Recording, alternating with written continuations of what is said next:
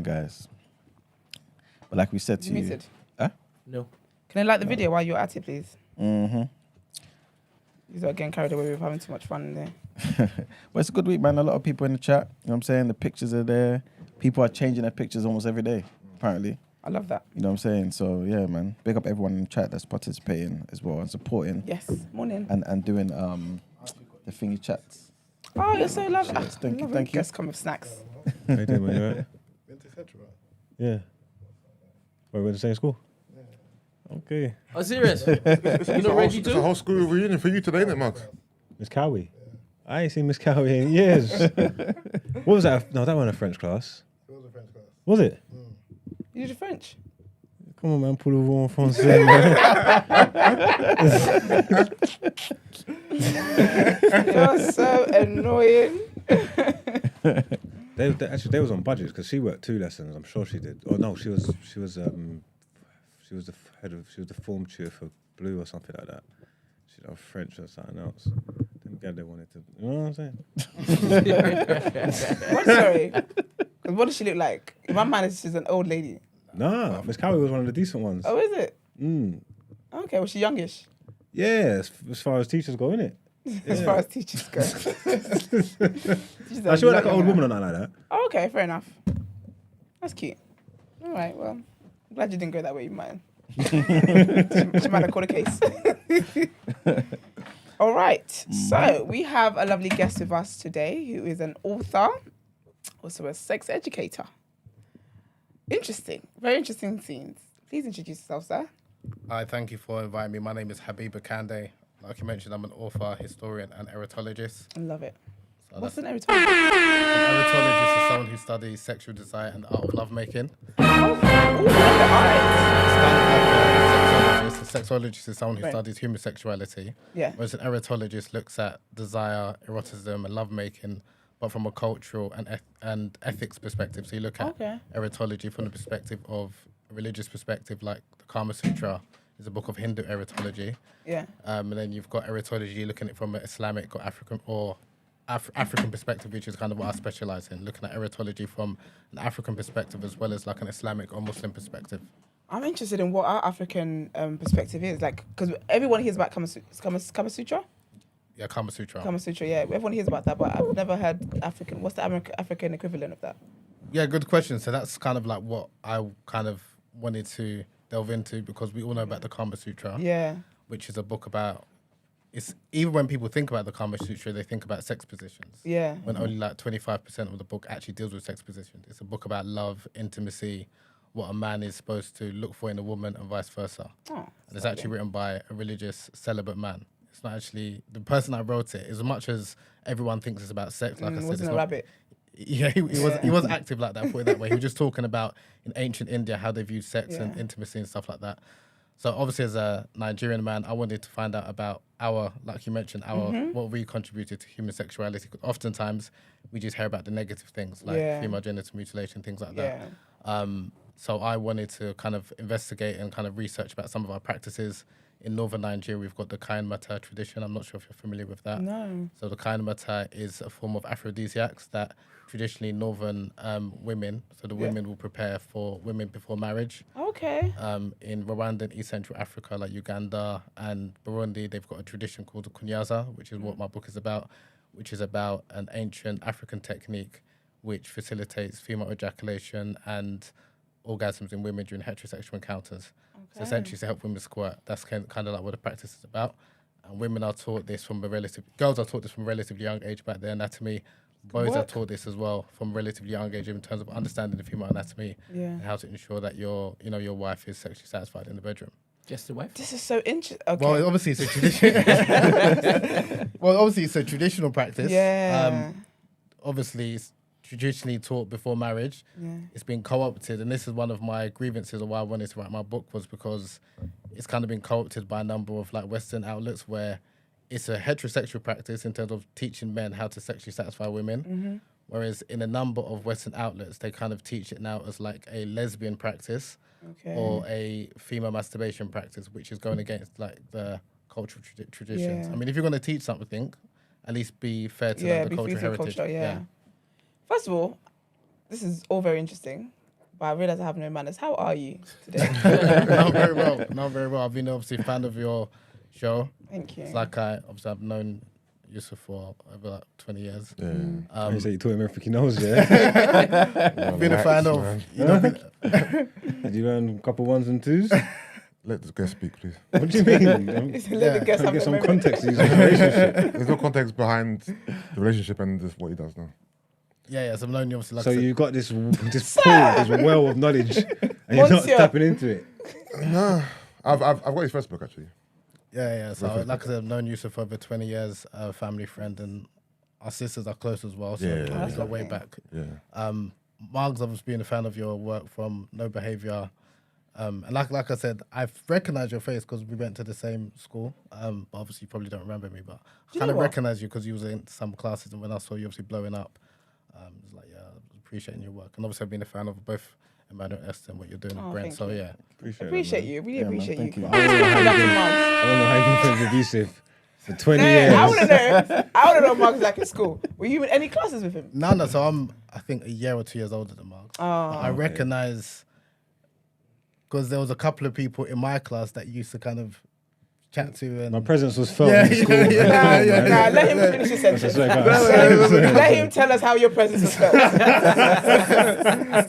Don't rewrite history in my presence. Sorry, actually working. No, I just remember because he could talk. So I remember when he was chucking it with someone, and they were like the person. I'm not gonna say the person's name. You probably remember. It's a rapper now from Holly Street. Okay, yeah. You know what I was talking about. Okay. Yeah. So they were like friends. They were kind of. So I always recognized him, and that's why obviously at the We used to time. always go back and forth. Yeah, chat they shit to used each to go other, back and forth. They used to go back and forth. So I was thinking, who's this young guy like? Because I joined that school in year 9. Okay. So I think you might have been year 7. Yeah, or So something, you're yeah, 7 making a ruckus. something like that. Yeah. Crazy, Are you man. surprised? I'm consistent, I told you. Just ruffian. Yeah, because you 7s are meant to be like the humble, quiet kids. You just Yeah, go that's in how I was there. surprised. That's how I was Moving like a year 11. That's how I was surprised. And then obviously I saw your rap career is blowing up, and then I think you made a track mentioning a friend of mine that passed away as well, Brissett. Okay, yeah, Brissett, and I was yeah. like, okay, yeah, that's cold. So Oh, that's lovely. yes, and again, like I said, then we're following his work from No Behavior and that. Sick. More people that have been to school with you, I would like some. Okay, what was your question? You can go. No, go on. I'm messing around with you. I'm just... I'm saying, Yeah. how you not been friends for 20 years Mm. and you ain't learned no techniques? But are you assuming that I need help?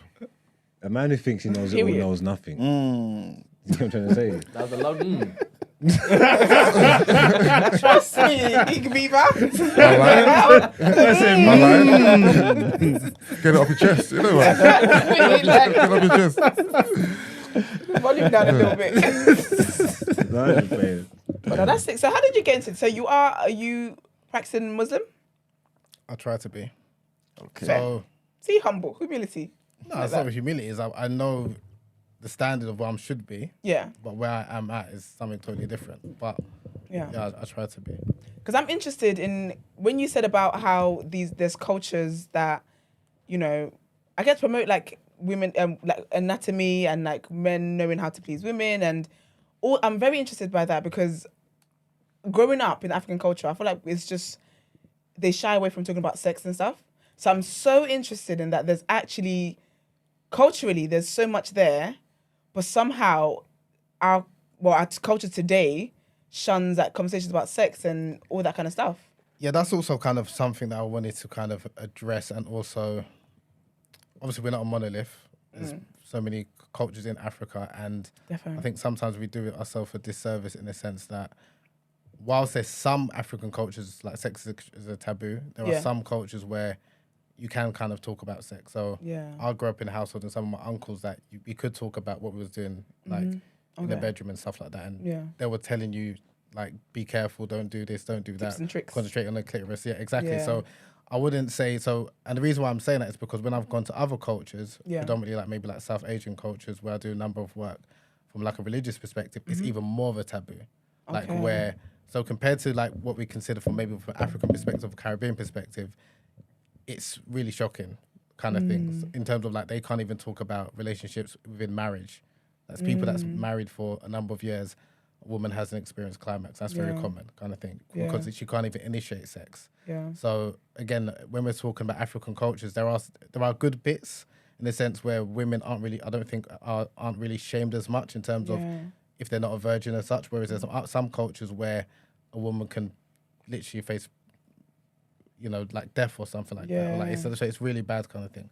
But in a positive sense, there's pressure on Africans or black people in particular to perform, especially if you're going to indulge outside your race kind of thing. Yeah. But that comes with certain expectations. And because there's expectations that you need to be kind of like a mandingo in the bedroom, not only like in terms of the way you look, but in terms of to perform, you've got this idea that, okay, I need to learn how to satisfy a woman. But the problem is a lot of men maybe go to sources that are probably not conducive to them. So they'll learn about sex via pornography and things like that. And then more focus about how long they last in the bedroom, how long they can last obviously without climaxing, and more about boasting with their friends in terms of had X amount of sexual partners, which that's all well and good.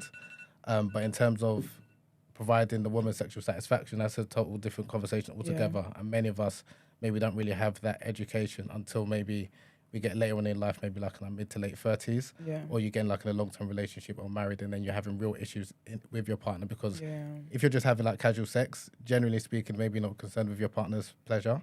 But obviously in a long-term relationship or marriage, and then your wife has maybe some issues, whether it's vaginismus, whether it's anorgasmia, whether it's clitoridemia, all of these are real issues. Yeah. If you haven't got the space to kind of have that conversation or find out who can help me, then obviously where you're gonna kind of go to. So again, there's a lot of there's a knowledge gap because again, I mainly focus on sexual pleasure and female orgasm and squirting rather than sex because everyone can have sex. It doesn't take. It's not difficult to have sex, but in terms of how to facilitate environment. Squirt Guru, you know what I'm No, because that was your calling in life. That's just the path you chose. Yeah, okay. I hear it. No, we need to get into how we got here. Let's talk about because squirting, right? So obviously in the West, there's a lot of shame and stigma towards squirting, where it's seen as, urine and like people kind of say that it Because I doesn't thought it was exist. 50% pee.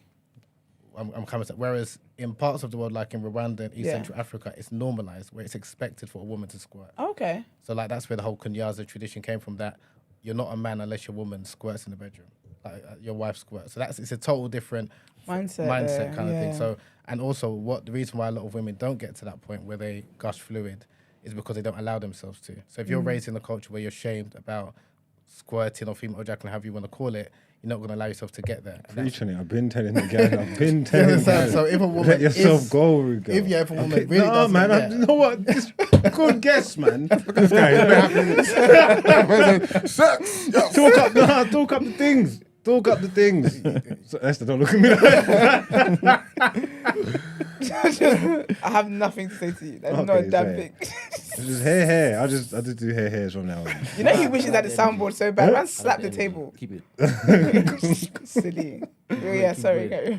Yeah, so it's just trying to like make, especially like I said, in the Western context, where we look at we're very sexually liberated and free and stuff, a lot of us aren't. So that's why, like I said, it's interesting. Like you've got a practice like Kunyaza where it's a total opposite, where it's turned on its head, where they embrace squirting or female ejaculation, however you want to call it, and like I said, the onus is on men to ensure that that happens. That happens, kind of thing, and there's no pressure placed on the woman. Now, one of the issues with like the Kunyaza tradition or culture in the Western context is now squirting has become like the goal of sex, and I'm not trying to make it the goal. If you can squirt, great. If you don't squirt, that's fine. The most important thing is female pleasure. Yeah. As long as you're satisfied, that's the most important thing. But like I said, there's a lot of pressure now that people place on themselves to squirt, and then also with men as well, because some men have some insecurities. Squirting is seen like a form of sexual applause. Like if I can make her squirt, then I've done a good job, because we know that a lot of women fake orgasms as well. So again, so for some men, they're kind of now seeing it as, I just want to know these tricks in order to do a good job kind of thing. So it's trying to understand not only just like, I want people to appreciate the culture behind it and the women who are known as sengers who teach the practice, because like I said, with Kama Sutra, that I think somewhat bastardized by the West. I don't kind of really want that to happen with like some of our cultural practices, whether it's Kunyaza or Kayanmata. So how did you get into this? Like, what was it that inspired you wanting to, get this knowledge and look into research all these things? And then Before you answer that, can every girl squirt? I believe so. Yes. I believe so, but a lot of women don't allow themselves to get there. Okay. And a lot of women, and Biology, studies, they can all do it. yeah, and a lot of women, they And the studies that have shown this, that when they're about to, so a lot of them, when they're about to, like, for example, climax or squirt, they feel like they feel, it's a similar feelings when you're going to urine. So They feel like they're women, gonna you'll find pee. they'll say, Yeah. stop, I need to go and use the bathroom, because they don't allow themselves to get there. And if, obviously, for example, you see with a man. That's a word. Preach on it. Yeah, if you've got a man or a previous partner who's kind of made them feel a type of way, they're not going to allow themselves to get there. So that's why it's helping women understand their bodies, and you can let yourself go like fully, kind of thing. So that's why. And even if you mentioned, I think the studies is 50% or something. Yes, I thought it was. If No, you- I didn't know that was the actual study. I just always heard it's like 50% Yeah. pee.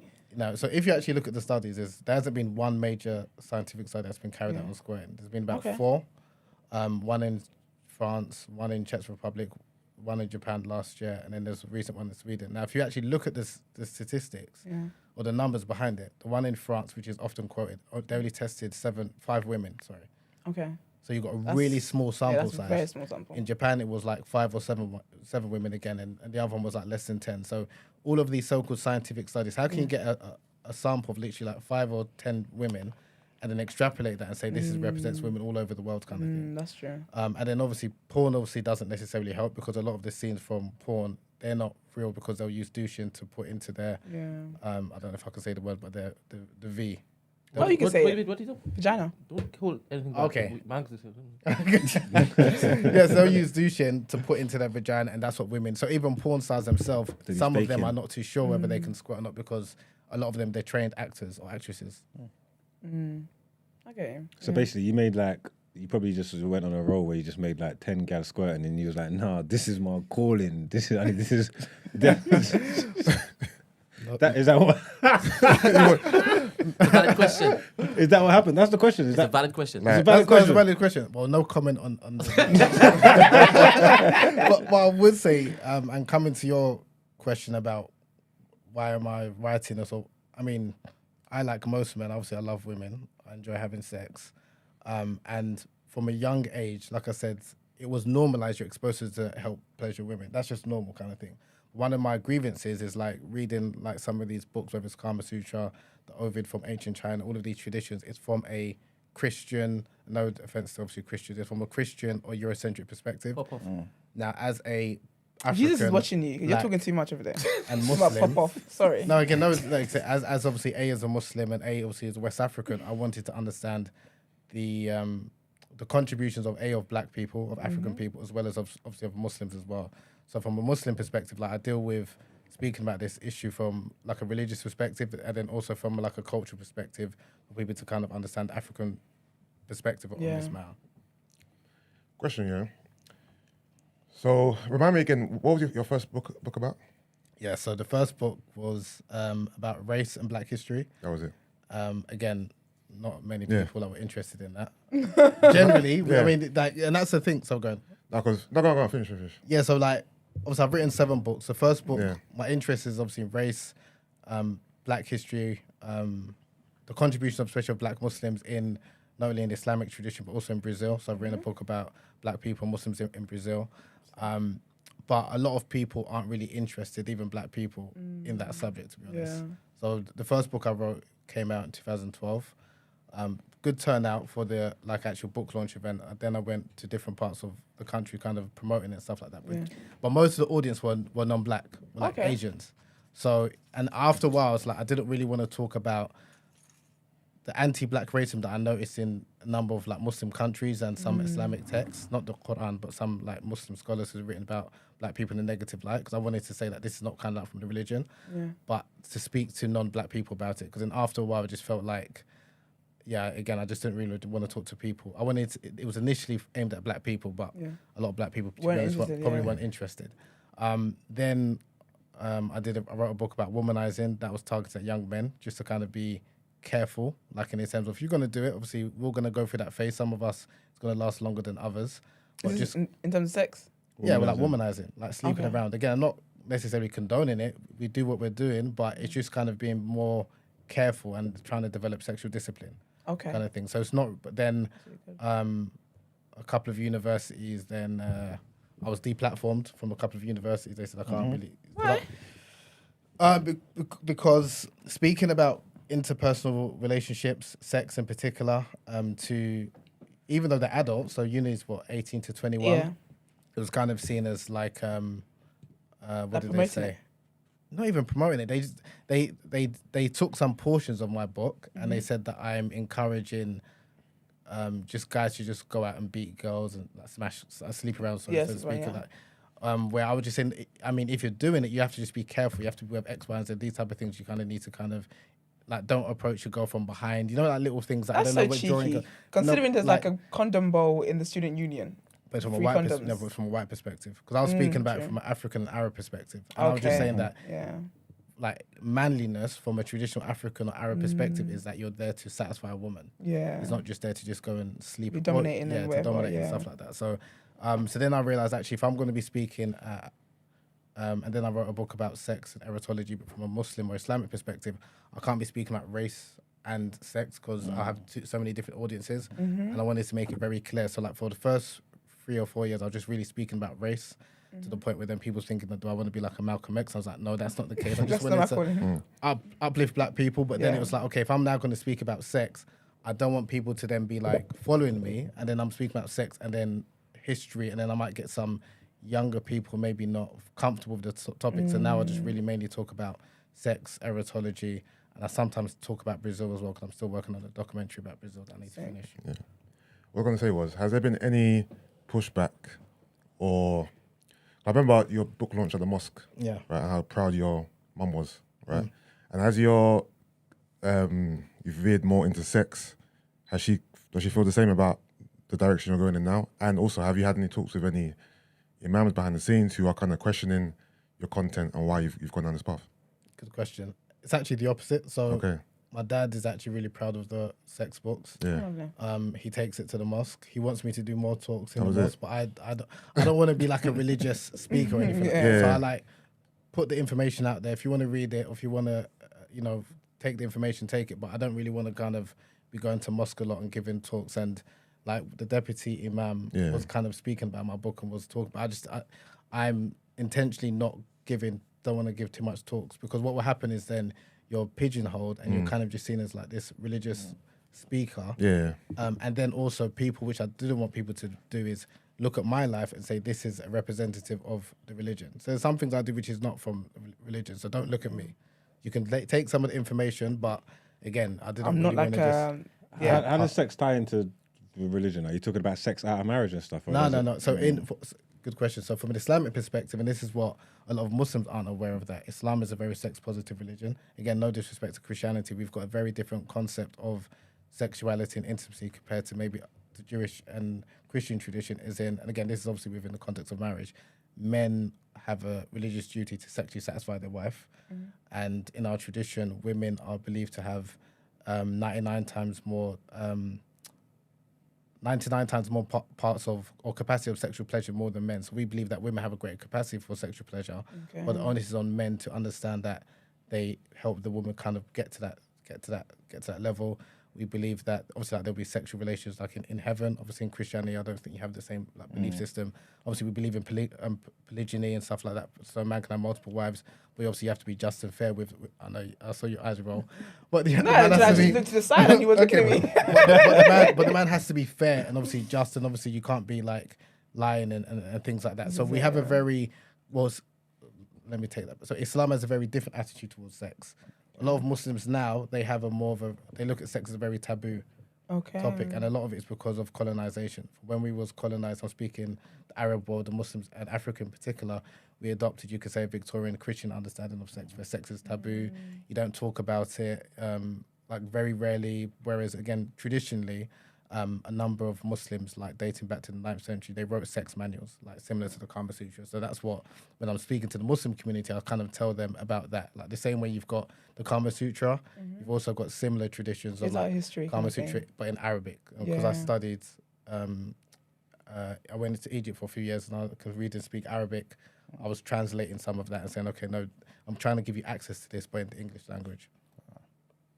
What did you study at uni, sorry? So I studied, so I went to Kingston. I studied film studies and business studies. Don't ask me why. At the time, I thought I was going to be Spike Lee. Then after, within like a couple of weeks, I went to Egypt for 3.5 years and I studied Arabic and Islamic law and Islamic history So it's there for 3.5 years. I came back. That is so cool. So I don't believe that all women can squirt. You don't believe so? No, and I fully believe that the ones who decide that they don't want to pee on you, Yeah. it shouldn't be deemed as they're holding back pleasure. How many No, girls I have you said- made squirt before? I have not experienced this particular matter. I'm actually teeing it up for somebody. No. Hopefully they call in. No experience. What I would say is someone cannot believe it, and that's fine. And I didn't say, and like I said, I don't believe in like the squirting imperative. Like you have to squirt. If a woman, but what I'm saying is there are many women who can squirt, and any man who's been with a woman or women who has squirted will know that it doesn't smell, look, or taste like pee. Serious? Yes. So if you know, you know. If you don't know, then you I don't don't. know. I actually don't know. You're Yeah. right. Marx and Yusuf, and obviously Emmanuel. Right? When you've made your women squirt, did it smell like pee? No. Cool. All the time? Never. Never. I've seen some bitches be faking. As in fake squirting? Mm, Which, oh, it's pee. What do you mean, fake squirting? they just be faking. I think society, porn and stuff, and their expectations and feeling that they need to be able to do it has put a lot of pressure on some of these females. And some of them be faking. No, but what do you mean by faking? Pissing and shit. Oh, pissing. But you know, the whole, obviously you kind of mentioned how there hasn't been certain studies done yet, right? But like Esther said, yeah, you sometimes get varying views that, okay, yeah, there's this percentage of Pete, right? So, yeah, Right? sorry. So would that percentage vary from woman to woman? And also, would it be down to like other things as well, like that could affect that? Yeah, you know what I mean? Yeah, so the studies, when you actually look at it, so there's one of the studies said that it's diluted urine. Okay. So they said that it's predominantly urine, but there's some traces of fluid which is not urine. Okay. Others have said that, and the reason why they've said that is because, and then others have said that there's a difference between squirting fluid and female ejaculation fluid. So where they say that female ejaculation is when a woman expels a small amount of fluid from the urethra, or they say from the female prostate, which is so you've got the urethra, the pee hole is the glands, Okay. and they say it's more thick in substance, and they say that's true ejaculate, or that's true ejaculation. Where they say that squirting is a large gush of fluid, which is like water-like, which is like urine. And then some say it's either like urine or they say it is urine. Okay. But even the studies that said, like you mentioned about the 50%, where it says diluted urine, it's got some traces of PSA, which is the same substance which is in female ejaculate. And my issue is that we don't say when a man has pre-cum or ejaculate, we don't question.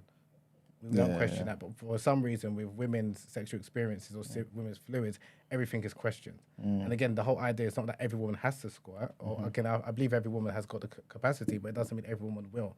The same way I believe that every woman is multi-orgasmic, it doesn't mean every woman will have a multiple orgasm or even have a orgasm. Now, if you're a woman that you've never had an orgasm before for various reasons, whether you've got suffer from anorgasmia or what have you, then you might believe that it's normal for a woman not to orgasm because maybe you haven't or many of your friends haven't. And then all of a sudden, when you do reach the promised land, then it's just like, oh, wow, yeah, I can orgasm. Then now you start teaching women that you can. My issue is that, okay, if you haven't had that experience, that's fine. But then to now demonize or say that a woman, oh, no, this isn't real, you're faking it because you haven't really got there kind of thing. And even like I said, so I don't know if you're familiar with, what's that TV show from America? Sex in the City. Oh, yeah. I can't remember the lady's name, the blonde. Amanda or something. Samantha. Samantha. yeah. That's it. Yeah, so her, I can't remember the name of the actress, but she, so in the sitcom, she was seen as this sex bot having sex with bare man and this and the other.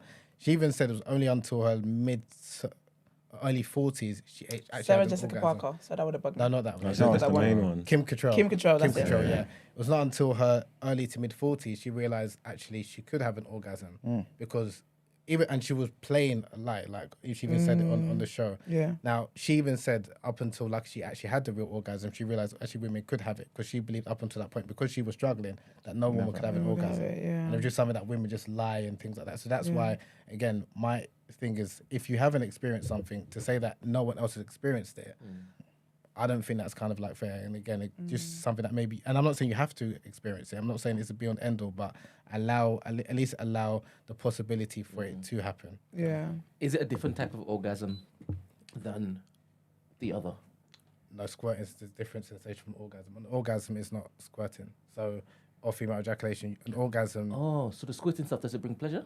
No, an orgasm, or whether you want to call it sexual climax, that's like the height of pleasure, right? But you can squirt or ejaculate without having an orgasm, or vice versa. So they're not the same.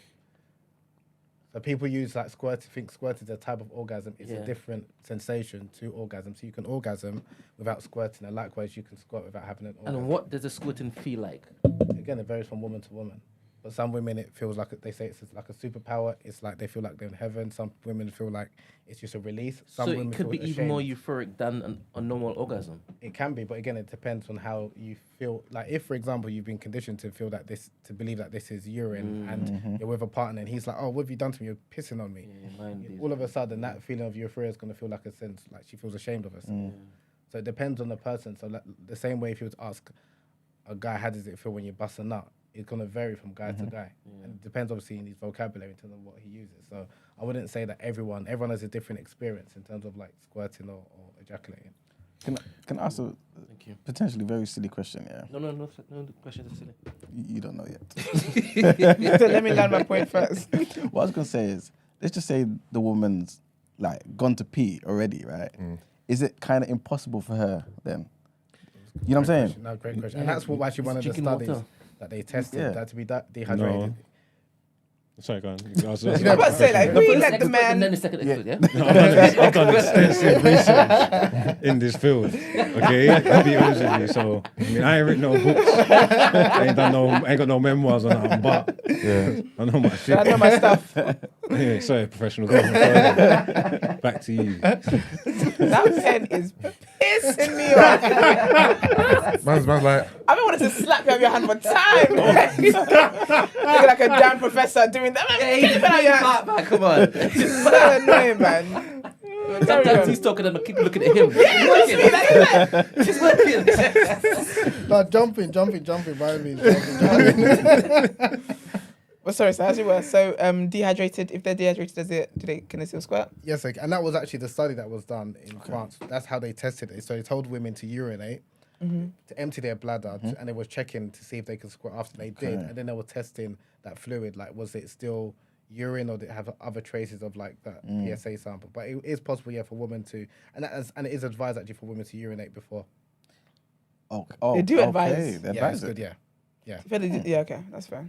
And in that study, did they? How did they test it? Like, did they get all these women to use maybe the same toys, or is it like women who are used to that sensation already? Go home with your partner. Tell me what's about. Yeah, good question. So with the French study, what they did, they asked, again, it's either 5 or 7 women, but who are known to be squirters or squirted in the past. Some used, some had a partner and how they got there, like via manual stimulation, like with the guy stimulating the woman's G-spot area. Some women used a sex toy, and then once they ejaculated, they just put that liquid obviously into like a glass or something, and that's what they tested. So in the West, is obsessed with testing the fluid, not the experience. So it's not whether it exists or not. They just want to know, is it pee or is it not pee? But like I said, in other cultures, they're not concerned with that. It's not really a case of, it's a legitimate female sexual experience. We're not interested. I mean, even if it is diluted water, even if there's 40% of urine, they're not really making a fuss about that. It's like, this is a legitimate female sexual experience. Let's celebrate it, let's venerate it, and let's try and help women to get there. And again, if a woman doesn't, again, I don't want to emphasize, I'm not saying every woman has to squirt, or if you don't squirt, you're less of a woman or you don't have a real sexual experience. It's just allowing yourself to get there, because many women do not allow themselves to get there, even not only about squirting, but even having an orgasm. That's why a lot of women in their 30s, in particular in their 40s, that's when they find themselves. So a lot of women who are sexually active, if you were to ask them honestly, they haven't had an orgasm.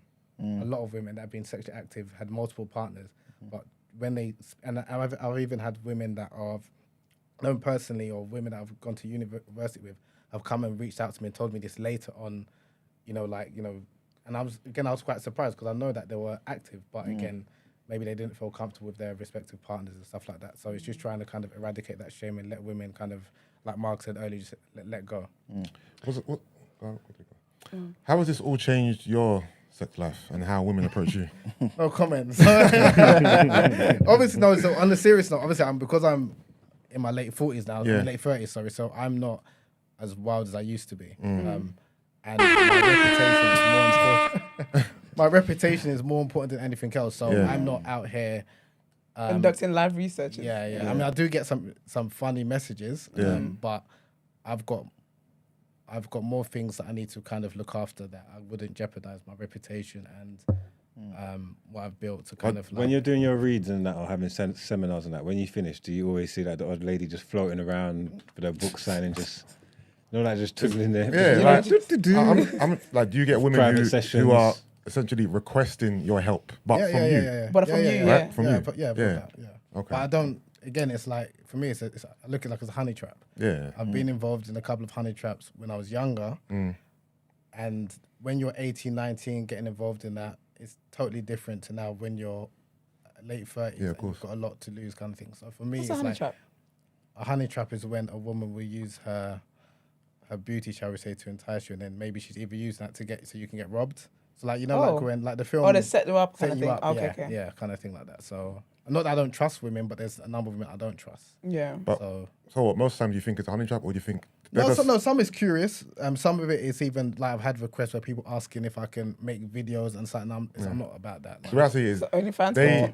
they see you as an expert, right? So Yeah, they want the expertise from the man himself. Yeah, but again, it's just like there's some things, and I think this is more of a Western approach because you can teach without giving live physical This is it, demonstrations. yeah. Do you understand? How? They just want you. Because some people, they say that I can just show you, funny. but I can tell you. Yeah, there's some that do that. There are some, and that's another thing again, because if you're looking at your reputation and stuff, yeah, you might have fun in inverted commas for like 1 or 2, 3 years, but it'll catch up with you, kind of thing. So you understand? So there are a number of like nefarious sex educators, ex coaches, and that's why I prefer to use educate instead of a coach, because a coach is kind of like someone who maybe kind of showed you physically, and I'd let people know like there's some people that's come to my workshops and think it's going to be nude. I'm like, no, it's not nude, fully clothed. Even when I'm doing demonstrations like with a puppet to show the anatomy. I'm Yeah. not going out and asking women to spread their like. Yeah. And I know there's some women that are interested in that, but This class is again, for the. there's other people that do that. So That if do you that, want yeah. that content, you can go to someone else. But I'm not really about that. So this is the interesting part for me. Oh. Sorry, I used to go. Didn't you have a show or talks with Vida Guerra at one point? Oh, Vida Guerra. Yeah, Vida Guerra? Yeah. Who's this? She's like a old school video vixen. Oh, serious? Like Yeah. Any tidbits from that? What was that about? Yeah, so she actually, she's a friend. She helped. Friend. No. Shout out to Vida. She from, I think when the Kunyaza book came out, she was promoting it. Then Yeah. I went on her radio show a couple of times when I was in LA, and obviously she's got a strong fan base, especially of guys and stuff like that. So when she was promoting the book and went on her, then a lot of sales was coming up, and then we did like a workshop. Yeah. I was planning to do a workshop, but then COVID hit. Then Yeah, we I remember this thing. She was bait. Yeah. Yeah. She's Yeah, so videos. we're gonna do another one hopefully, and she's given me some advice in terms of how to target certain demographics. But yeah, so she's been a strong supporter, and yeah, I'm probably gonna do it. Hopefully, because I wanted to do was gonna do webinar online, but I said it's probably better in person. Yeah. So yeah, I'm probably gonna do something with her. But it would be. I bet it would. I'm interested though, because earlier you mentioned about how with the cultures that you've studied, the intention behind it is for men to learn how to pleasure women, but then obviously it's being used for masturbation and in lesbians. I still see that I feel like the outcome is still the outcome of that, in terms of that women are still learning how it is to know their bodies and stuff. Because like you mentioned a few times about the shame that's attached with sex and with sex in general, I would see that as a good thing. Do you get what I'm trying to say? Yeah, I do. Because they're learning. Isn't Yeah. it? So, the practice, how it's taught traditionally, like I said, is women will teach younger women, and older men will teach younger men in terms of this how you should sexually satisfy your wife and you're married, and women obviously they're entitled to pleasure. That's how traditionally how it's taught. Yeah. Now, like I said, when it was picked up in the West, because obviously they're looking at this as like a female pleasure positive practice, they're just focusing on oh, actually, is this something that lesbians can do, or is this something that a woman can do by herself? Now, in theory, So without needing a man, kind of thing. yeah, without needing a man. Okay. And I've looked at it like, no, if you're going to talk about Kunyaza, then at least talk about the culture and the heritage behind it. If you want, I'm not saying that a woman can't squirt if she's by herself or with another woman, but to label it Kunyaza, it's now something else kind of thing. Okay, yeah. So give if you're talking credit about- to what yeah, it is. the same way I can't, yeah. as a Nigerian, say it's a Nigerian practice, even though it's practiced now in parts of Nigeria and parts of South America, this that, and the other. Give Credit where it's due, kind of thing. Yeah, okay, that makes a lot of sense. Yeah, so, and again, I look at it like it can help close the orgasm gap or pleasure gap, right? Because a lot of women, only 65% of women regularly climax during heterosexual sex compared to 95% of men. So for me, I'm looking like this is actually a practice that can help. It also helps men last longer in the bedroom. Yeah. But it's a non-penetrative practice. It's a practice where you're using your penis to stimulate the clitoris and labia minora in a tapping technique without thrusting. Yeah. So it's something that, as a man, is teaching you ejaculatory control. And again, the woman, you're focused on pleasure. So that's why it's like the best of both worlds. Yeah. That's how I look at it. But in the West, it's kind of seen as, oh, actually, let's use this. And like I did an article for, I had an interview with an outlet, and they've now called Kunyaza a tradition for a transgender. Like a woman or a man, they've got a man who's got a clitoris, and they've done and they've renamed it, and they've called it like a superpower. Yeah. So it's like cultural appropriation. Yeah, and like I said, with the lesbian thing, I've done a couple of interviews with certain outlets, and then they've all of a sudden, I mean, you don't have to show my name, I'm not interested, but at least pay homage to where it comes from. And then it's now showing like, oh, 2 women or 2 white women. So you see that in some outlets. Like if you type in, I wouldn't advise probably doing it on your work phone or laptop, but now you might see like it's kind of propagated as like a lesbian practice because it's about female pleasure. Yeah. So they're basically they're trying to redefine a culture that isn't. It's cultural appropriation. Yeah. I might have missed it, but can you give us a step by step of what Kunyaza is and how to perform it? Yeah, what's in the book, man? You know you missed that. You haven't said it yet. No, I was... Because you said you do demonstrations and stuff. I brought props. Oh, shit. Got the flashlight thing. Yeah, so I... We got the pocket pussy with him. That's can't take you nowhere. You should have started, yeah? Okay, very quickly. All right, live demonstration.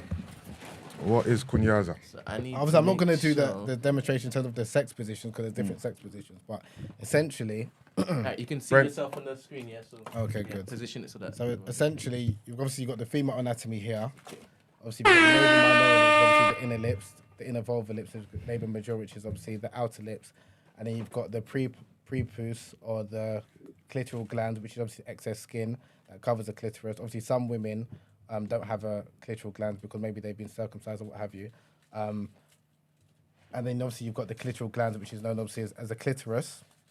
Now the whole idea is obviously when a woman's good and ready, obviously you've done the necessary psychological preparing so she's ready for Kunyaza. But essentially you're doing the tapping technique like this. Tap, tap, tap. The stick is the penis, right? Yeah, the stick is the penis. All right, cool. And the thing that you're holding is the balls. No, this is actually a massage balm. Okay. And this is obviously another thing that men should get if you want to, before you've sticking it in. So this is... That's a stick of it. Yeah, so this is... So you perform Kunyaza like this. Tap, you can do it. Tap, tap, tap. You can, and the whole idea is obviously you're enticing the woman. And again, it's just understanding, and especially obviously for men, it's enticing because obviously you're using the penis heads. So obviously you're going to be titillated by it. But so you're going to get some pleasure by it, but also at the same time, the woman is as well. Now, again, the reason why it's good and it's better than intercourse for many women is because most women don't climax by intercourse, like I mentioned earlier. And because you're doing it like this and you're pressing hard, you can even write your name if you wanted to. Just But the whole idea is you're internally stimulating the clitoris. So I just want to kind of show the clitoris as well, so people are kind of aware. Because again, some people don't know the anatomy, unfortunately. People in the chat, remember I was telling you lot to bring notepads, yeah? So right.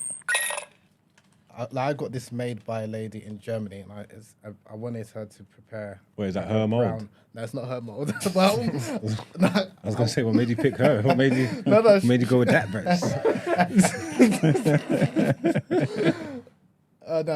No, it's not her mold. Wait, how do you know it's not her mold? I don't know. Actually, you're right. I don't know whose mold it is. Right, big up the lady from Germany, yeah. But I intentionally wanted it to be of like a dark skin tone, because if you look at a lot of the demonstrations and stuff, even when I was writing my first book, I couldn't find like a black or dark brown skin tone to represent a black woman kind of thing. So again, here obviously you've got the more real life like anatomy. The reason why I like this version as opposed to this is because it looks somewhat Playish. perfect looking, Yeah. as in it's symmetrical. When most women's lips doesn't look like this, and it's perfectly fine. So obviously we know that most women obviously it's asymmetrical, the lips, and obviously you've got the clitoral glands here, but the actual clitoris is this big. I don't know if you can see that. It's actually it's far bigger than the nub.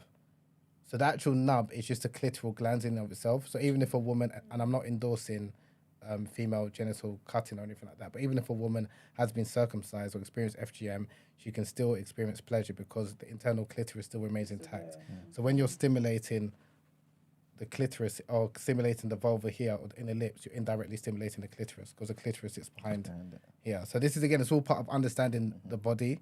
And again, even if you were to ask a woman how she, generally how most women masturbate, they'll masturbate externally, they don't masturbate internally. But obviously when we're young, especially when you're first getting into sexual activity with a woman, when you're fingering, you're just thinking about inserting, and that is not really going to help a woman get to pleasure. So likewise, like intercourse, even if you're lasting 45 minutes just humping away, yeah, it might be good for you and you might find it enjoyable, but a lot of women don't climax that way because most of them, they need clitoral stimulation, like I said. So if you're like, just understand it from a biological perspective. If you're going like this, you're only indirectly stimulating the bulbs of the clitoris. And that's not going to be as much pleasure if you were like pressing and stimulating against like external clitoris, which is indirectly stimulating the clitoral legs.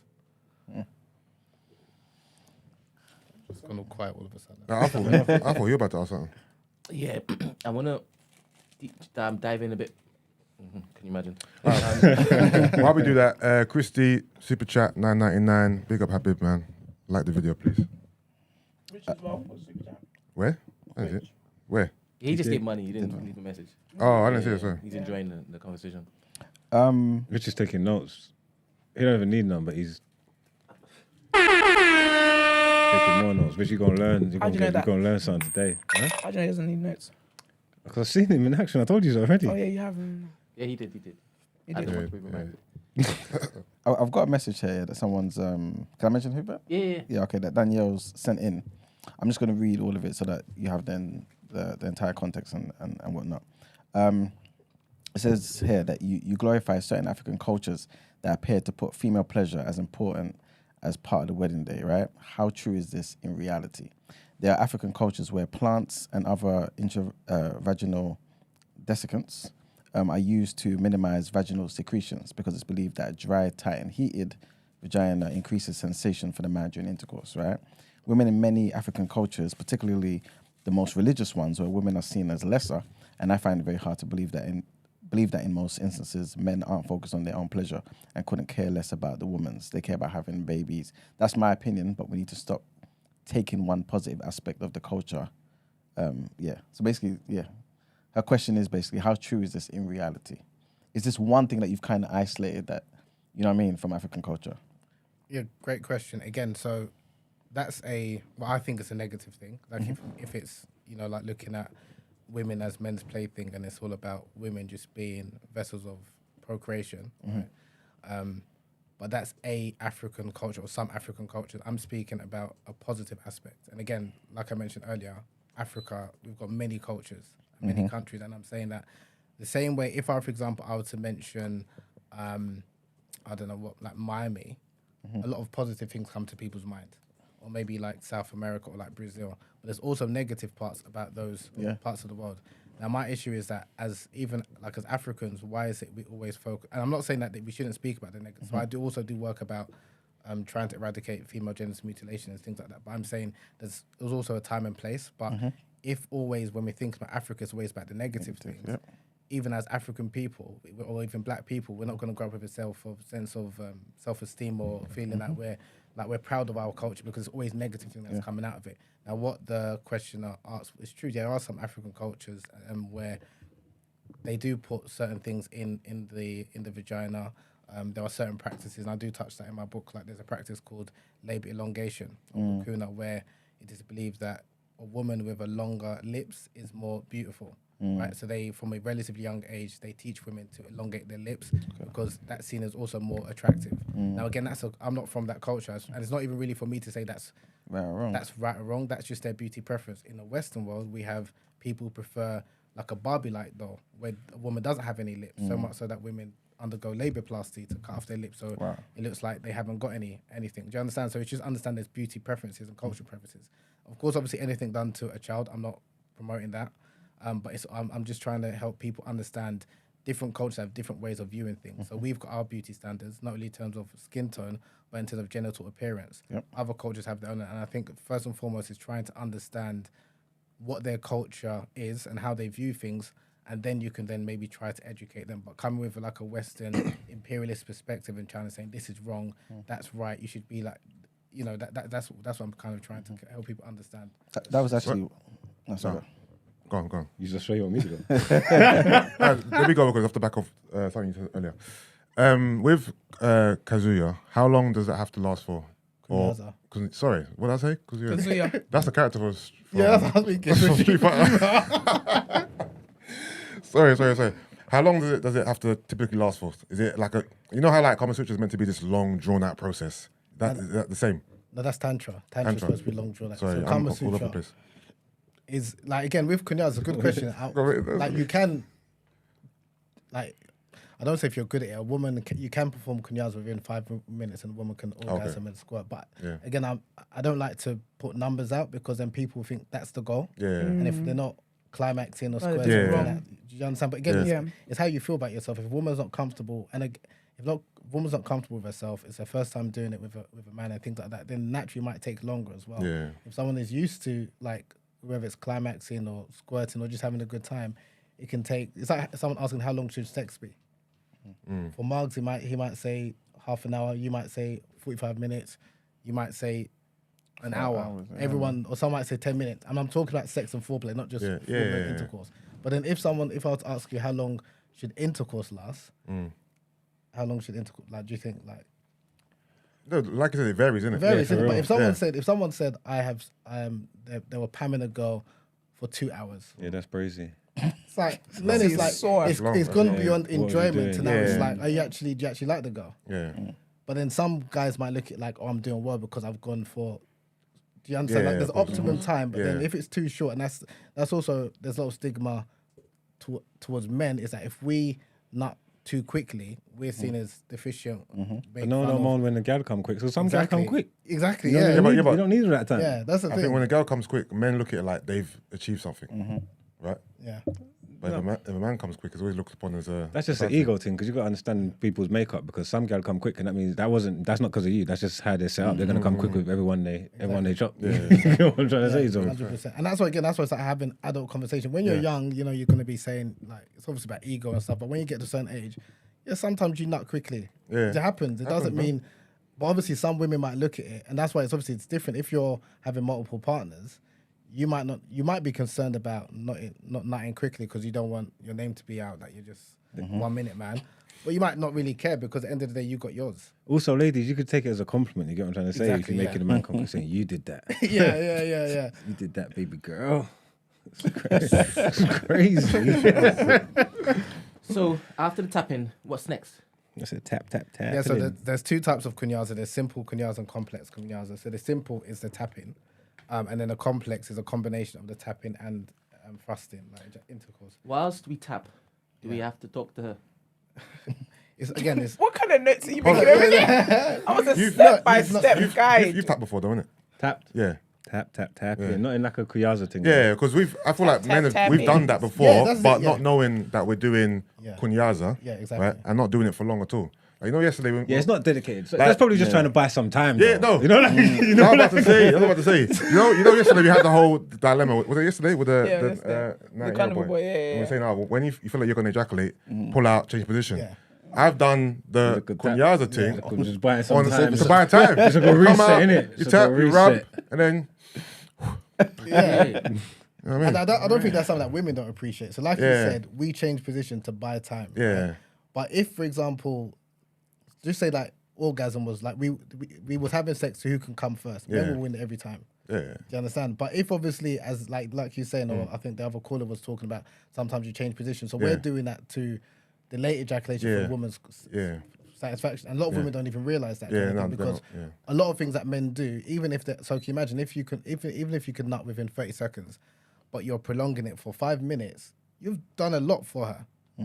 But if it depends on how you view it. But if you're looking at like he was only 5 minutes but he could have nutted in 30 seconds, but he really wanted to, and that was the longest he could have held out for. So again, it's about even women understanding men's sexuality and how what men can do and what they can't do. But if you're expecting a man to be pamming away for like an hour straight or 45 minutes straight because of what they've seen in porn or what some of their friends have said, and a lot of people lie as well and exaggerate about their bedroom performance. You're really just having sex for performance, not for pleasure. But if it's about pleasure, if she climaxes within a minute, if you climax within a minute, there's nothing wrong with that. You know what I mean? I was gonna. My question is kind of funny, but go on. I was gonna. Well, I got a few questions to ask about different things, right? But I want to kind of hone in on the Islam, basically, right? Is there anything that is considered haram in the bedroom? Yeah, good question. Yes. Okay. What are those things? Oh, anal sex, anal intercourse. Okay. How about gal be doing that to preserve their virginity though? Is that? That's good. I'm coming to. Yeah, you're on point. I'm gonna come to that. This is so anal. Are you sex, talking about outside the marriage, inside the marriage, or just across the board? Across the board. So anal sex, and when a woman is on her menses, so period sex. So when she's on a period, you can't have intercourse with her, and then like during fasting hours, so like during Ramadan, so our month of fasting, like during the daylight hours, you're not allowed to have sex. Okay. So that's where, other than that, everything else is all well and good. Now, what Mark's pointing to, which is correct, there are some women some Muslim women who won't have vaginal intercourse, but they'll have anal intercourse in order to preserve their virginity. And that's because of cultural reasons. So, for example, there's a lot of men who place so much emphasis and pressure on the woman maintaining her hymen because they see that as a sign of virginity, when we know that it's a sign, but it's not the sign, because a woman can not have a hymen and still be a virgin. But because there's so much emphasis placed on a woman having an intact hymen, there are some women who have like anal sex or have oral sex, and they will say, well, technically I'm still a virgin. Technically I haven't had sex. So that's what like what you point to. That's the reason why. So it's understanding like the cult. Okay, now I'm not condoning it. Again, these doing to own, but you understand the reason and rationale why they're doing what they're doing, kind of thing. Because they're looking at it like, I'm not having sex, but I'm doing other things to maybe please my partner for me to kind of get off, kind of thing, without kind of sullying my name. Arab gal, Asian gal. That's very they be partaking in that particular. And then some women have surgeries as well to repair their hymen and stuff like that. So that's another. You see, because you've done your extensive research. So this book, you're saying, if you read this book and if you practice it properly, they're going to be able to squirt and thing, yeah? Have you got like a... Success rate. Yes. Not like a success rate, but have you got like a... like information on like what people from what kind of regions have got like a higher success rate or more susceptible to squirting? Like, do you know like what kind of gal? Yeah. I do. Is it in the book? No, it's a paper that I wrote after the book. So I did a survey. So I wanted to test similar to what you was asking in terms of who was receptive. Sorry, I didn't understand the question. Just say it in your words so I can understand what he's asking. Okay. Is there certain... Okay, go on. Let him do it. No, sorry, go on. You say it.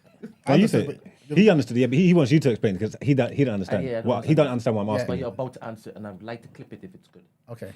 So, are there certain demographics of women who are more able to squirt based on my research and based on those who've read my book? So I did a survey after my book was published in 2018. I think it was around 2020, 2019, where some readers, people obviously who read my book or were following my page, I wanted to do like a survey to say that, okay, how have you found the experience? Again, it was obviously anonymous. Have you found the experience? Was it able to squirt? Was it able to, or was it like a large gush, or was it like the female ejaculate, which is like the small gush? I didn't ask too many questions in terms of where they came from, but I could tell from some of them. A lot of them were based in the US, and some and quite a bit from Brazil. Now, I don't know if it's another thing. Also, I didn't ask, but I would have wanted to break down it more. Is what are their ethnicities and cultural backgrounds?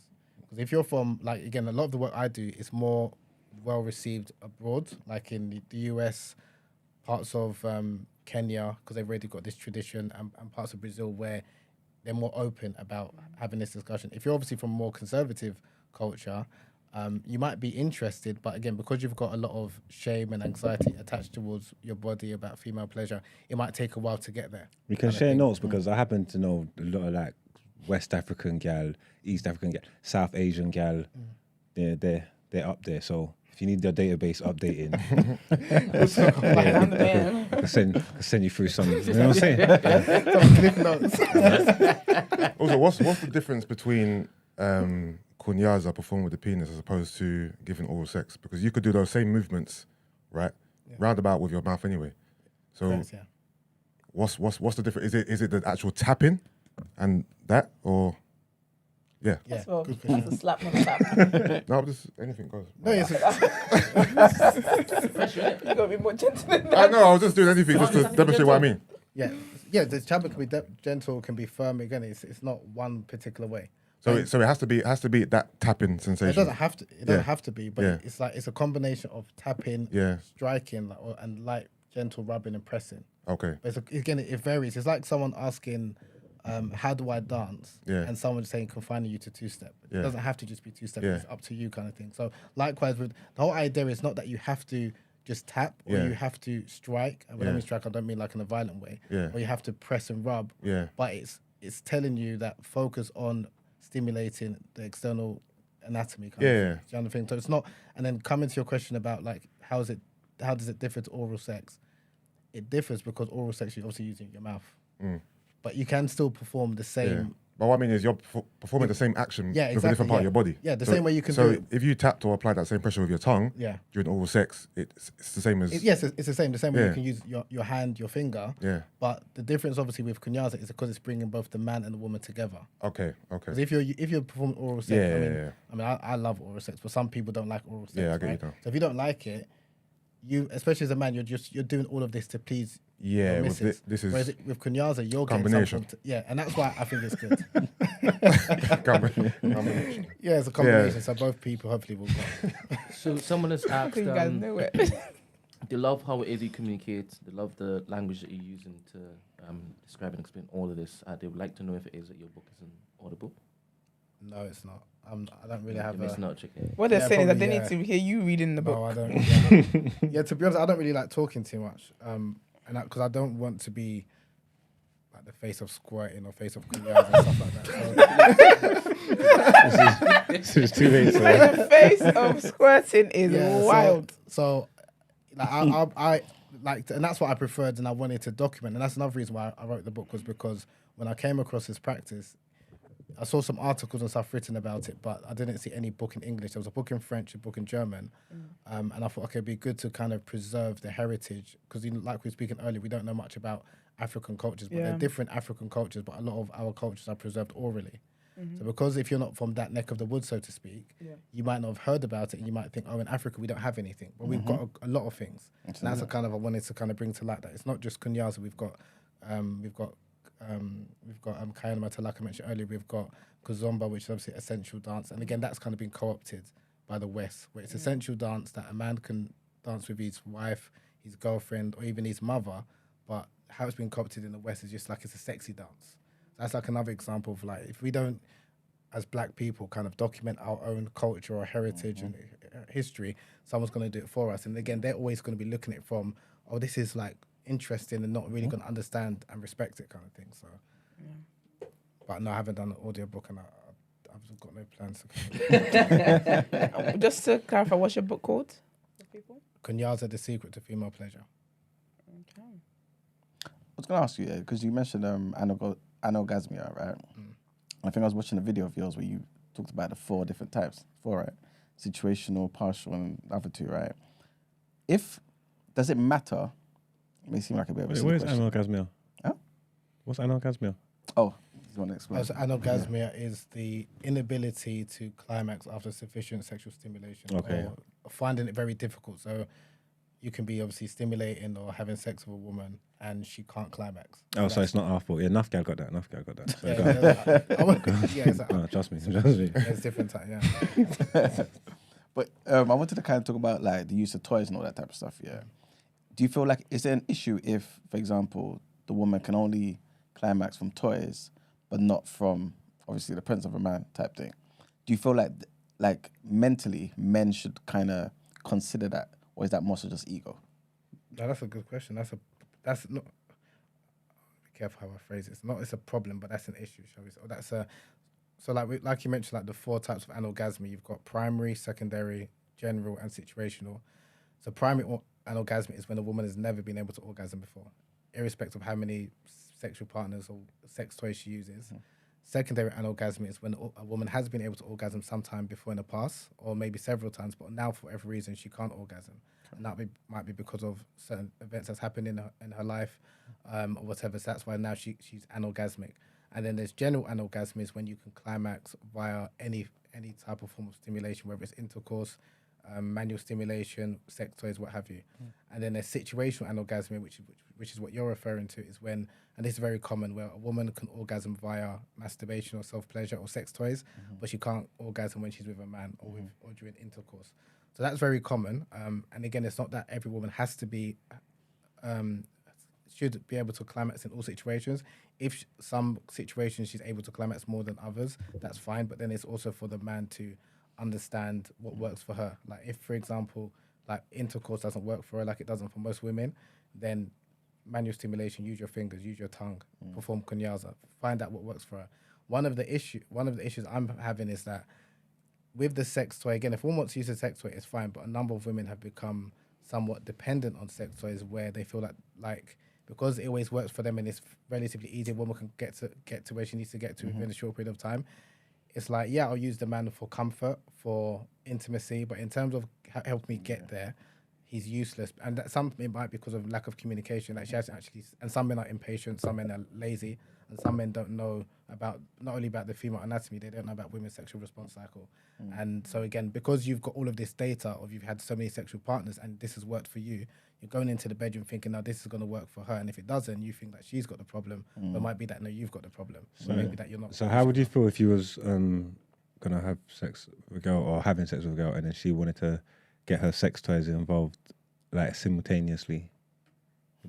Like, not like with you, like use it, is that an issue? Or? Yeah, we'll speak hypothetically here, but on a serious note, it will be, because I've got an ego, if I'm honest, I wouldn't like it, and I think a lot of men wouldn't.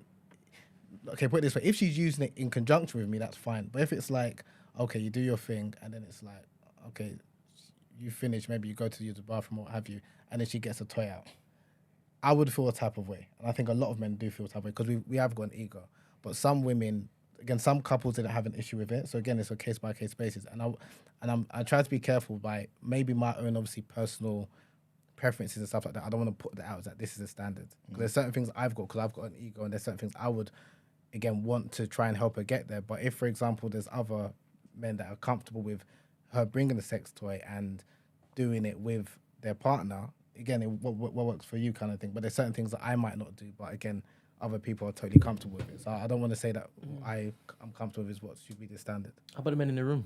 Yeah, that's a good question. I was going to put it to What's the question? How do you feel about sex toys? Nah, I wouldn't mind. You mean if you use it every single time? Yeah. No, alongside Like during you guys' No, I know, but I'm asking, are you talking about if she uses it all the time or if she uses it occasionally? Because occasionally no, because it's what cool. if she's messed herself up?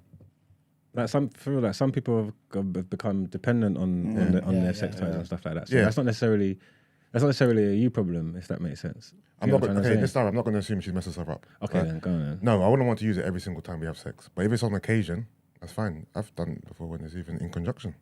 It's a party. Doesn't matter what toys you use. Combination. Doesn't matter what toys you use. Like what toys are we talking about? Vibrators. What about anal beads? Butt plugs. Butt plugs. Yeah. What about what if she likes getting off by pegging? Sorry, Hell no. Sorry, That's not what we was talking about. Repeat it. I said, what if she gets off by pegging? Nah. That's what I'm saying. Everyone's got. That's what I'm saying. Yeah, everyone's got their threshold. That's the threshold. She can't say that's what she gets off on. No, some women get off on that. Yeah, of course she can. Yeah, that's crazy. Like, you could get off on your own thing. Like. I'm trying to say that. How can? I thought you were a well-travelled man. Yeah, but they ain't travelled those roads. Do you know what pegging is? But he's a well-travelled man. But do you know what pegging is, That guy though? experienced. Where's the pen's gone? Yeah. Wait, just to clarify, he's getting fucked. He's getting fucked in the bum. That's what pegging is. Yeah, and there's just no need for that. Like, obviously, the toys are like for you. Like, do you get what I'm trying to say? That's my Like, point. There's a line. Yeah, there's a line. Like Yeah, everyone's yeah, got a line. yeah, so yeah, like, yeah. yeah, and there's some people that pagan is now the new thing, and that's being pushed a lot, especially in mainstream. That's kind of like seen as, and it's where men, if you're not comfortable with it, now you're seen as something's wrong with you. You're not open, and it's just like no, it's like there's certain things. I've got my, you know, some men it's pagan, some men it's even sex toys, some men it's anal, butt plugs, whatever you want to call it. But everyone has got a line. I think that should kind of be respected, kind of thing. So Yeah. 100%. Do you feel like I'm toys? not for pegging. Just All right. Wouldn't that be haram though as well? I mean, sorry. No, it would be haram. It would be haram. No, exactly. Yeah, it would be. Oh, but yeah, I'm of saying- course, yeah, But then, yeah. what if you have been, like Mark said, you've been a woman who you've had a lot of anal intercourse before, and then now when you have, when it doesn't work for you, so you're so dependent and used to anal sex, you want to continue, or you want to do that to your male partner, kind of thing. So. Everyone's got a line. I just think as much as I try to understand where different people are coming from, I think people should also respect people's got boundaries. 100%, yeah. Whether it's boundaries in the bedroom or even boundaries in a relationship, or some people don't want to obviously have sex until they get married. I think that should kind of be respected. Kind of thing. Super chat from Joe, £10. Love the diversity of the guests. Keep it up, team. Thank you, Joe. Shout out, Joe. Up there? Would you ever want to peg a man? No, it's not my vibe. No. Having that dominance. I'm not really a dominating person in that space. Okay. I think when you see these trends and these things happen, can't you just see that it's just the influence of like just social media and the world and that? Because obviously, like, there's always been people throughout history that got their different things, but when it becomes like a buzz thing and everybody acts like that's not a real thing. That's just the internet mashing up your head and porn and then What people. buzz is there around You pegging? think so? I don't think it's a buzz Have one. you seen it? There is There's no there a buzz around around pegging? on white people. So Is it? he always generally starts like general, but like it's a big thing. Like even if you go to like a lot of the sex toy shops, Yeah. it's pushed to the extent, even like Okay. Cosmopolitan. Like if you're not into pegging, like you've got something wrong with you, kind of thing. I've So is noticed it- girls are trying to do the street, like I've spoke to a lot of girls that pretend like they would get off on like men doing stuff with each other on like a bisexual thing. Like, you know what I'm trying to say? And that's something that's new that's just popped up recently. Like, that's what I'm trying to say. It's not a real thing. Is it true that the man's G-spot is in his anus? That's a good question. Yeah, that's Because that's you've always heard that throughout the years, but is it that's true? You know that study as well. The people that came up with it, that's what they were inclined to. Yeah. That's why. I mean, I haven't gone down there, and I'm not going to explore that personally, and I don't believe it. But when you look at the people that came up with that study, they like anal sex. Do you understand? Yeah. So So it's a sometimes narrative. people, so Yeah, that's why push even a when you look narrative. at some of the studies, that even when the whole idea of when the whole idea of sexual orientation was developed, and how we're allegedly in all these different like 1 to 7 type of categories, and Alfred Kinsey when he developed it, he liked those type of activities. So that's why it's always I always ask people to question the source. So if you've got someone who likes those type of, now they want to use, and even a lot of the studies he carried out was with people that were in prison. So it's not even a fair sample. So if you've got a number of men in America that maybe that they're not that way inclined, but because of their circumstances now they're engaging in like anal sex, and then now you're saying 10% of the population. It's not a fair representation, and that's like even like with the whole male G spot. I don't personally buy it. Yeah. And even like the whole G spot as well, it's like that's named after a German man. So even I just think even as a woman, your G-spot. your body parts, a lot of the body parts of a woman is named after white European men. Okay. So that's something. Oh, is it? Yeah. So the Grafenberg's, the G spot named after Ernest Grafenberg, who's a gynecologist. James Douglas, what's it called? The Douglas pouch or something.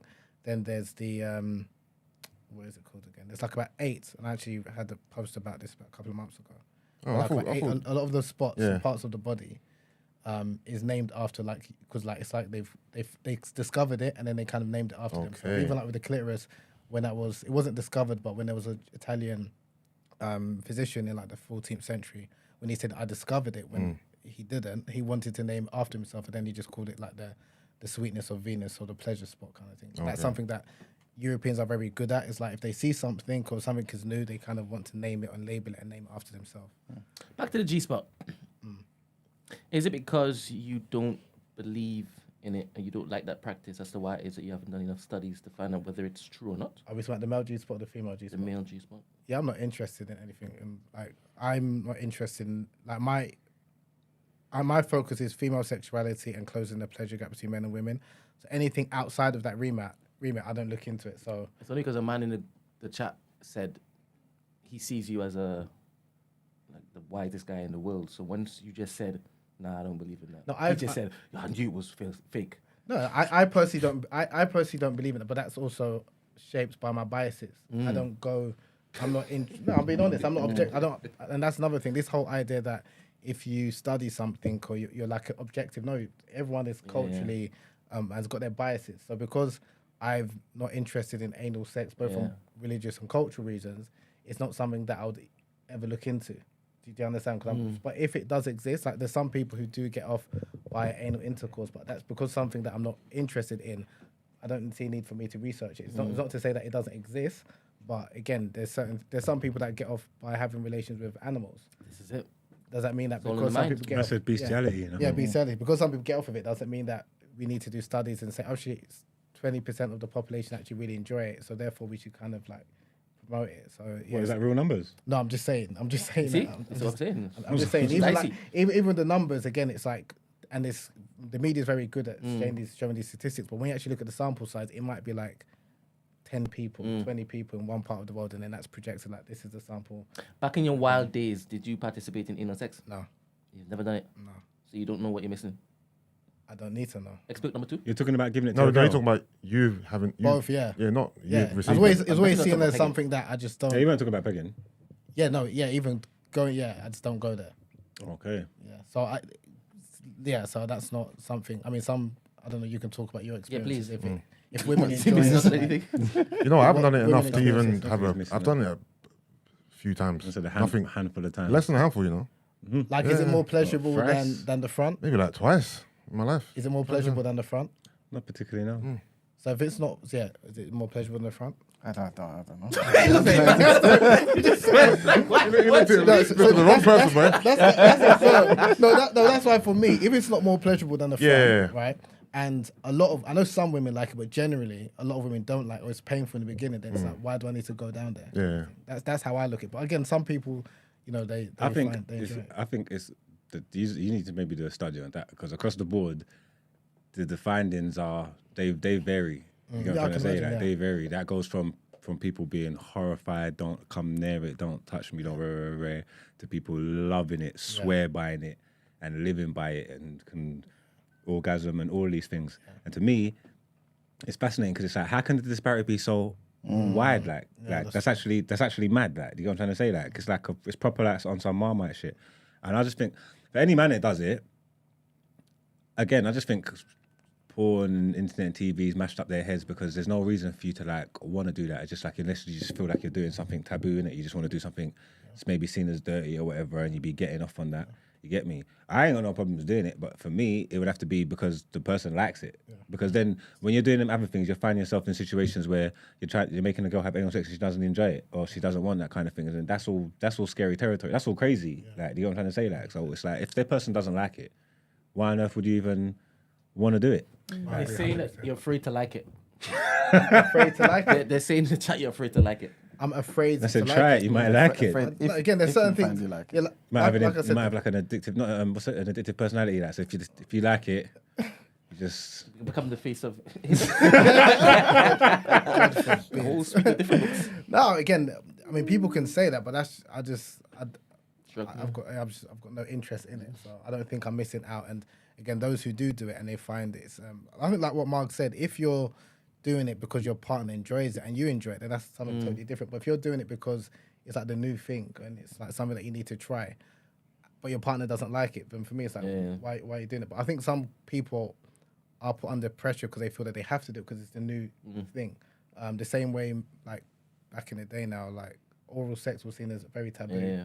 Now it's become somewhat accepted. Now it's like analingus is now the thing. Like, do you understand? So, Jeez, I like that word. What does it mean? eating ass. you know, Serious? That's why I like the word. That's why you like the word. Yeah. yeah. It's It's so so dumb. familiar. Can I ask? Yeah. Like, do you feel, you know how people say like film is kind of just an expression of reality, right? Watching movies and stuff. Do you feel like porn is just an expression of reality, or do you feel like it's a complete, it's damaging people's lives type thing, or can it be used healthily? That's a judgment call. That's like Okay. The reason why, like, there's some people. I think some people go to one extremes or the other. Like to say that it's completely, it's not real, and a number of people against porn will kind of say that.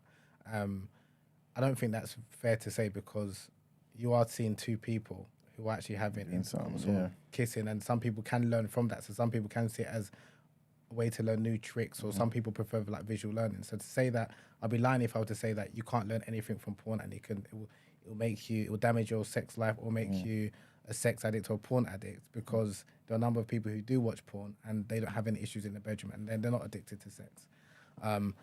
And then the other side, is it completely unhealthy? Yeah, there's a lot of people that it has, and Miles alluded to that earlier, has damaged a lot of people's perception of sex, about women.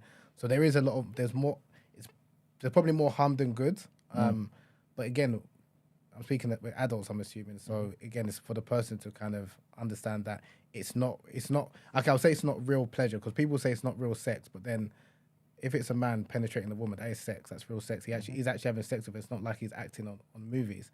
But in terms of understanding female pleasure and women's sexual response cycle and stuff like that, it's not real, because a lot of those women are faking it. And that's what people need to understand, because if you're getting your sex education or your pleasure education from porn, watching these women, you know, that's not real, and then you're trying to replicate that. But if you're watching porn and you're just learning these different positions and you want to reenact that, then you are actually educating yourself in that respect. So I just think that people, it's not one or the other, kind of like one or two extremes. So, but I would say overall is a net negative. But and there are a lot of men, as particular, who are like struggling with porn addiction or compulsive sexual behavior in terms of watching porn excessively. So it's probably best that you don't kind of like get too much in it. All right. But I killed the mood. I was like, No. I'm just thinking, man. Yes. You got a lot of pushback from your Muslim community. Yeah, somewhat. Has it gotten like sickening? Not really. I mean, I'm quite thick-skinned, so my work and my books are not for everyone. So if it's not for you, don't read it. You don't have to watch it. And there's some people who there's pushback because they haven't read the book or don't really know what I'm talking about, or don't understand what I'm talking about, or they're not aware of the rich tradition in the Muslim world, again, prior to colonization, where there was a number of Muslim scholars who were writing about sex and intimacy in a very frank manner. And that's something that, again, a lot of them, and again, when we're speaking about the Muslim community, similar to speaking about Africa, is very diverse. So amongst Africans or Black Americans, it's more accepted, or they're more open to kind of hear the conversation, whereas amongst South Asian, shall we say, is a bit more, people are more reluctant, and especially amongst the men, whereas the women are a bit more forthcoming. So again, I'm also aware of that. So again, and some people, it takes time, kind of thing. But those same people will read, what's that book? The 50 Shades of Grey. And stuff like that. So that's why I'm just like, okay, you can read 50 Shades of Grey and you're comfortable with that. And some people, I think, when they see religion or Islam with sex or orgasm, they feel uncomfortable. But if they were to read something even coming from maybe a Christian perspective, like the 5 love languages, they can read that and they can digest that. But something that is maybe a bit more explicit, like sex or orgasm, they kind of think, okay, that is, you know, and it's their view of religion, because they look at religion as being something that is not, there's no link between sexuality and spirituality, when traditionally the two was like interlinked kind of thing. And the ratio of people who turn up to the workshops? Depends on the country, but in terms of men and women, yeah. So or others, yeah. Workshops, it's like 80%, 70% women. Serious? Yeah. When I do lives as well, it's always predominantly women. Even though it was like written aimed at men, but with men, because some men, obviously, we've got ego, and I understand that. So we don't necessarily want to read books, but we'll take the information either by osmosis, either by what our friends say, or by watching porn, or by hearing things, or by, you know, messaging me after, kind of thing. So I'm well aware, because again, you might not want to go into a room or like a workshop where you kind of, you know, it's like you're admitting that you want to learn about sex, because every man thinks that he's the master in the bedroom. So I'm well aware of that. But again, it's just being strategic in terms of how you're putting the information out there, because men are still receptive, they want to know. like a lot of men suffer from erectile dysfunction, especially those of us who are in our late 30s going into our 40s. Got more high of a rate, but we're not going to openly admit it. But how we get that, we might, ask someone or someone who's struggling or hear something on the TV, and that's where we get our information from. As it pertains to tantric sex and mixing it in with, because Kunyaza, is that possible? Yeah, so tantric sex comes in different forms, but ultimately it's really about having sex but delaying orgasm. So you're just having long, slow, whether it's penetration or long, slow, whether it's like sensate focus or genital massaging the genital area kind of thing. So it's also, it's that whole process is about focusing on pleasure rather than focusing on orgasm, because actually I shouldn't say orgasm, I should say ejaculation, because some men can orgasm without ejaculating, and vice versa, similar to women. 100%. I was going to ask you that. Yeah, so it's Very not, accurate. it's the whole idea is, And it's edible. Yeah, I do. yeah, it's the whole idea is focusing It on, happens to me all the time. That does. I swear to God. yeah, so- Edibles, man. What? Wait, we have to explore that. Wait. I'm not talking about edibles. Yeah. He said orgasm, having an orgasm without ejaculating. Edibles. Oh, edibles do that to you? We're just eating them. Yeah. Okay. It's crazy. Okay. I'm trying to What? to see that shit. I'm joking. So, wait. So that's true. So For basically, me, as he said, everybody's it's true, different. yeah. no, but he's talking I'm about. blessed. He's not talking about sex. He's talking about eating edibles. Okay. I'm saying sometimes. So just say I feel like I'm going to ejaculate. When I pull out before I ejaculate, I have an orgasm, but I'm still able to carry on having sex, and that happens to me quite frequently. Say it again. Okay. Wow. So when I reach the point where I feel like I'm going to ejaculate, and I pull out to either reset, whatever, in that moment I feel an orgasm without ejaculating. Is it long? It's not long. It's quick, but it's Okay. good enough. And then I'm straight back Again. in taxi. You are superhuman. So it's the same feeling, kind of, but just shorter. It's a different feeling. It's a different feeling. It's like it's a different. It's a different feeling. Look at you. It's a I'm different so feeling. interested. No, it's a different feeling. Okay. But it's like a mini little orgasm. But you're still Yeah. soldier's still there, strong. How come you haven't experienced that, Mr. Expert? With me, You just look different. I'm very intentional with my orgasms. I just think what I'm saying. Man said, I don't reset. When I come, I'll be letting it go. But it's coming. Forward. Orgasm and ejaculation is the same thing. Yeah, it's a one-time deal. Yeah,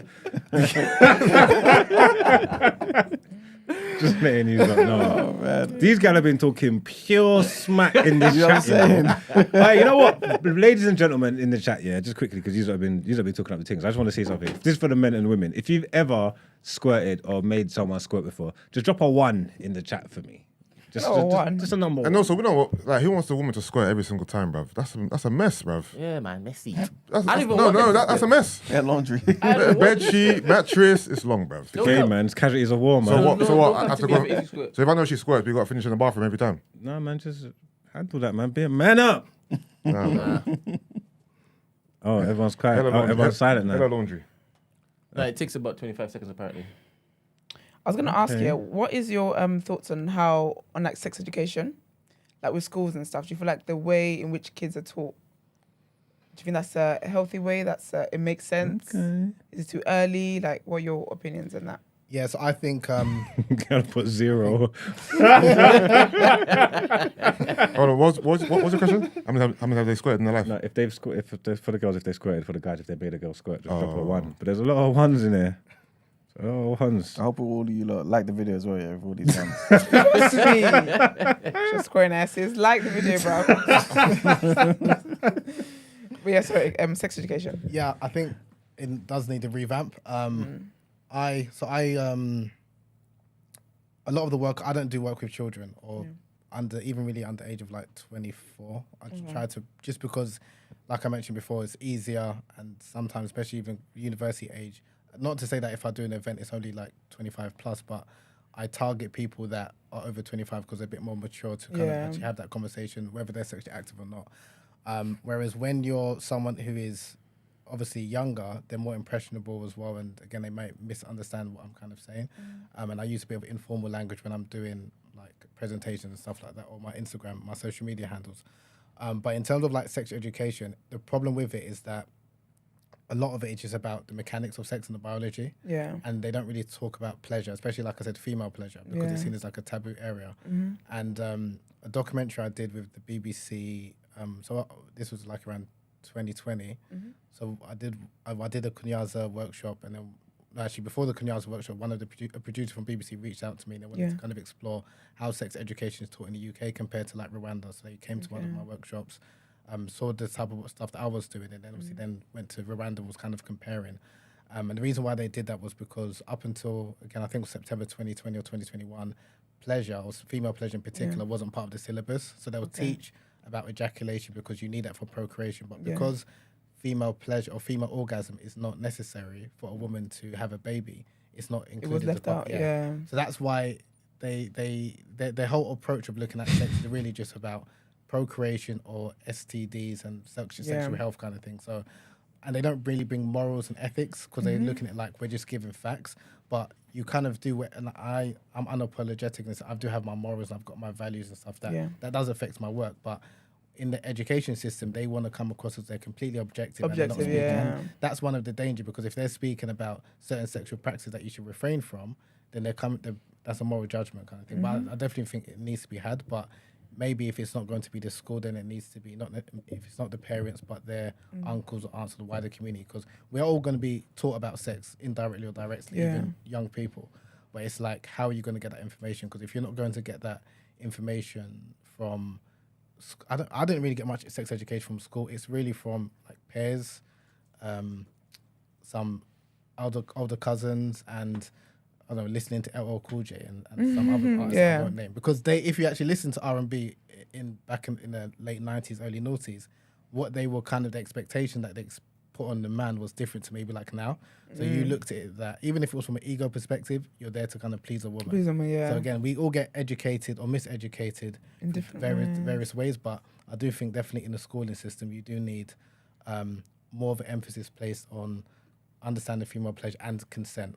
Consent is a big thing. A lot of men do not understand sexual consent, and women as well. They don't understand like their bodies, especially like the issue with arousal non-concordance. That's kind of been a controversial thing that's kind of popped up the last couple of years, that a number of women have reached out understanding, okay, why is it that I get physically aroused but mentally I'm not aroused? I'm not turned. Does that mean that something's wrong with me? And it's like, no, that's perfectly fine. It happens to a lot of women.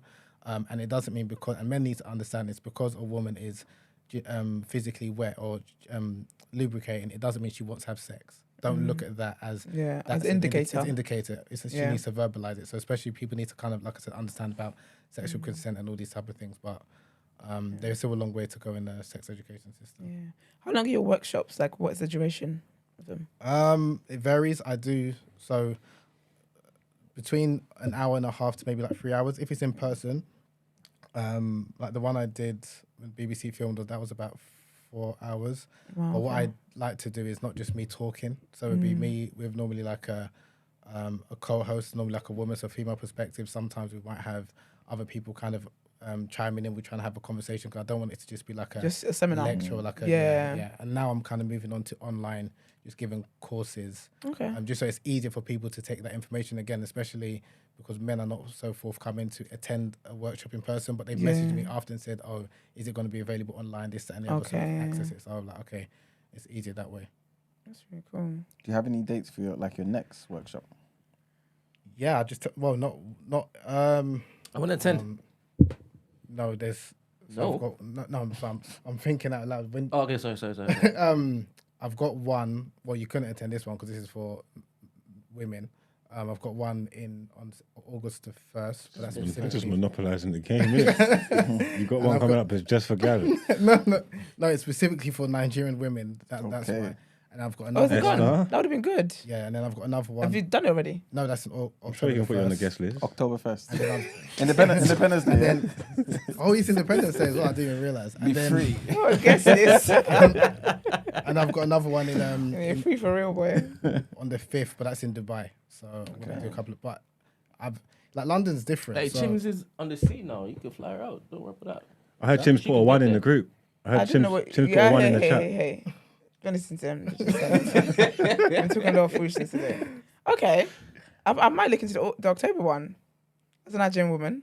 And I come back. It's Nigerian Muslim women, sorry. Oh, wait. I've taught you enough. You can join. You know what? Are you allowed, if you follow the nation, are you allowed? The Nation of Islam. You say you're Wait, never not allowed. We've got there now. The only reason I'm saying because like the only reason I'm saying I need to clarify. So, for example, if I'm speaking about something from like an Islamic perspective, because they're religious, I'm going to speak from religious sources. Okay. Do you understand? So that's yeah. do you understand? It's not to say that if you're not a Muslim you can't attend, but it's going to be like half of it. It's going to be like, what is this on about? Why are we speaking something? Because there, if you're coming from a religious background and you believe that all of this is like completely prohibited or women are just there for procreation, I need to go through like maybe like half an hour to understand from this religious sources and what scholars have said that no, you are entitled to pleasure within a religious tradition. And then it's going, because that's with sex, a lot of it's in the mind, especially for a woman, especially when we talk about climax. So if you're conditioned to believe that you're not entitled to pleasure, you're not deserving of pleasure, God doesn't want you to enjoy pleasure, obviously, with your husband and this, that, and the other. It doesn't matter what kunyaza or what tricks that your husband performs. Your you're mind not is going to still get there. So that's. I just wanted to clarify, not to say that, it's not for. I don't speak to people outside the religious fold, and there was a number of like Nigerian women, Christian sex educators I do IG lives with and like workshops with as well, kind of thing. Okay. Yeah. So there's a number. I'll keep an eye out for that then. So the Nation of Islam, are they real Muslims? This man is not trying to be the face. Are you afraid of them? Huh? Are you afraid of them? It's not afraid of them. I don't really like to talk about religion. As in, That's not even yours. Yeah, so are It's they not Muslim? even yours. Huh? It's not my. No, when you say are they Muslim, like so as a Muslim. Oh, you can't basically look. No, okay, the judge religion. others. No, you can judge. We will judge. I don't believe in that. You can't judge. We will judge. But I'm saying, a Muslim is someone who believes that there's only one God, Allah. You believe the Prophet Muhammad, peace be upon him, is the last and final prophet. Obviously, we believe in Jesus as being the prophet of God. We believe in Mary as being Jesus' mother, and we venerate and respect all of the prophets, including Moses. Someone who comes after and claims that there was another prophet, or another messenger, or someone who claims a black man is God, when we don't believe God is a man, that contradicts the Islamic message. So how can you then be a Muslim? So you're saying no, they're not. It's self-contradiction. It's Plain and simple. It's plain and simple. Don't you need to say it? No, I'm saying a Muslim is someone who believes that there's only one God. Yeah. If someone comes after and says, I also believe that the black man is God, then you clearly go against the Quranic message. So how can you then call yourself 100%. Yeah. Over to you. Me. Well, he's not Muslim though, so He's a nation. it depends. that's true. I'm just saying, are you nation? Yeah, he's nation. He flies to their But no, seminars. he's a nation and he's a Christian too. He's a Christian. big up the nation. Combination. You see the look of confusion on his face. We're not joking. I'm not joking. We're not joking. No, but that's serious. He's a devout Christian. And not only Let him Christian. tell it. Are you really? What's the combination? Yeah, and he flies to America Where do I go? to meet, to listen to the honourable Elijah. Really? Farrakhan. Oh, is that where your Celestial. your pro-black comes from? It's I a can big not- part of it. Yeah. I can see that in that because I not with the nation itself, but I can listen to and I've been inspired by some of their talks. The same way I can listen to Dr. Umar Johnson or Tariq Nasheed and what have you, but I don't adopt their theology kind of thing or their belief system. And I can see that, especially that was something that I was kind of irritated by. That I'm going to predominantly like maybe like an Asian mosque, and they're not really speaking up black issues. Exactly. Or you go to, and even my personal experience, being in Egypt, where black people are ridiculed, black people are considered as less than. So for me, it was like, is this what my religion is teaching? Or Exactly. is this something that's been perverted over the years? And that was why I wrote my first book, because I wanted to kind of clarify, this isn't what the religion teaches, but unfortunately, this is a problem within Muslim communities. And I can see why, because of the anti-blackness that does exist in Muslim communities, why someone can maybe, even or a Christian can maybe feel like, I feel more at home with the nation and stuff like that. So I understand, I do understand it, but I'm just talking about in terms of like the theology and stuff. Yeah, 100%. Yes, yeah. I mean, because me personally, I believe that your religion should benefit you in the now, as much as the hereafter. But regarding what you were talking about the nation, I understand because like definitely the Orthodox view is that the nation are guilty of shirk, right? Which is What's that? For those that, So you can shirk explain. is to believe that there's another God with like the one God. So it's like polytheism. So if you believe, Muslims believe, or the Quran says there's only one God, and to assign any other partner with God, that's committing shirk, which is the worst and most unforgivable sin from Islamic perspective. So we have, and I think you spoke about this last week about the different types of sin, like in religion. So we believe obviously there's different types of sin. And I think someone was saying that in Christianity that God looks at sin as the same, but we don't necessarily believe that from an Islamic perspective. That there's different, like there's major sins, there's minor sins, and things like that. So So basically, like I was saying, I understand why people obviously see the nation as being guilty of shirk, but it's more so, it's taking time to understand the ideas, right? And more so, because no one in the nation believes that there's more than one God, right? It's still that Allah is one, right? It's just that Allah came in the person of Master Farad Muhammad, right? In the same way that Allah can use someone as a vessel, right? And so also, you know how you mentioned about the last messenger or the last prophet? The nation doesn't call the most honorable Elijah Muhammad a prophet as such, but a messenger. You can be a messenger. You're a messenger right now for the people of Africa, right? Giving us the message of Kunyaza. Yeah. So in that same way, no one assigns necessarily divinity to Elijah Muhammad, but just that he is somebody who came to the wildernesses of North America to give black people who needed a message, the message. You know what I'm saying? Okay. So, yeah. But with your first point is where we kind of differ. That's where Muslim, it's like we don't like to, the idea of God coming in the form of a man. That's where the problem. That's where we will strongly disagree. That's that's where we strongly disagree. So, but I respect the work that the nation does, especially like uplifting black people, especially. And again, in terms of, and this is my gripe with a number of like Orthodox or Sunni Muslims, is that you can talk for the world, but what are your actions showing?